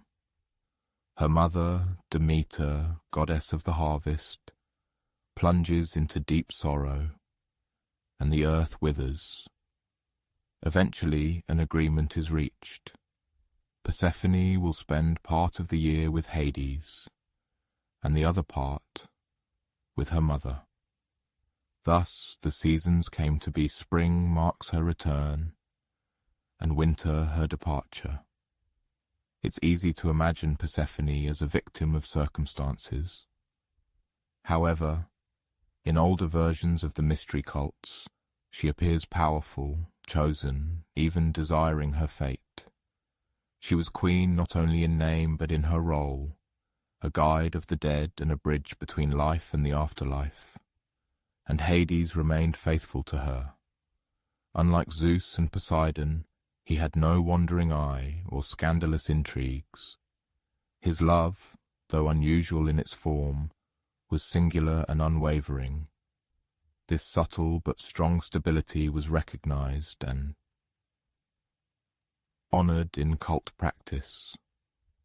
In Eleusis, initiates of the mysteries learned the sacred secrets of death, return, and rebirth. And central to it all was Hades, not a tormentor, but a guardian, a god who ensured that nothing was ever truly lost, but merely transformed. Thus, in this final chapter, we discover something remarkable. The Olympian family is full of movement, wars, passions, laughter, and fury. Yet at both its ends, framing the myths like candles in a sanctuary, stand two figures who do not chase glory or flee responsibility, but simply hold: Hestia, at the very heart of the home; Hades, at the very heart of the earth. One maintains an unquenchable fire, the other accepts the flame when it dies, and neither boasts of their role, though their influence is felt in every moment of human life. From the first breath at the cradle to the last exhale at the tombstone, Hestia and Hades are invisibly present. In art, they are depicted quietly and reservedly. Hestia appears veiled, seated, serene, a modest woman holding a flame. Hades, often bearded and restrained, sits beside Persephone, sometimes with a cornucopia, serving as a reminder: what rests below nourishes all that grows above. And perhaps this is the lesson the Greeks left us: that glory is not always loud, that power is not always manifest in grand parades, and that the greatest forces in life are those that simply endure, preserving their essence. So let the fire burn low now, warming your thoughts. Let the earth lull your mind. In one corner of the hearth, a flame flickers, constant, undisturbed by wind or time. Far below, in quiet stone halls, a king walks the corridors of memory, unwavering and patient in his eternal vigil. And between all that we are, let Hestia guard your dreams. Let Hades watch over your peace, and may sleep gently carry you to where the gods who stayed home still keep their unchanging watch.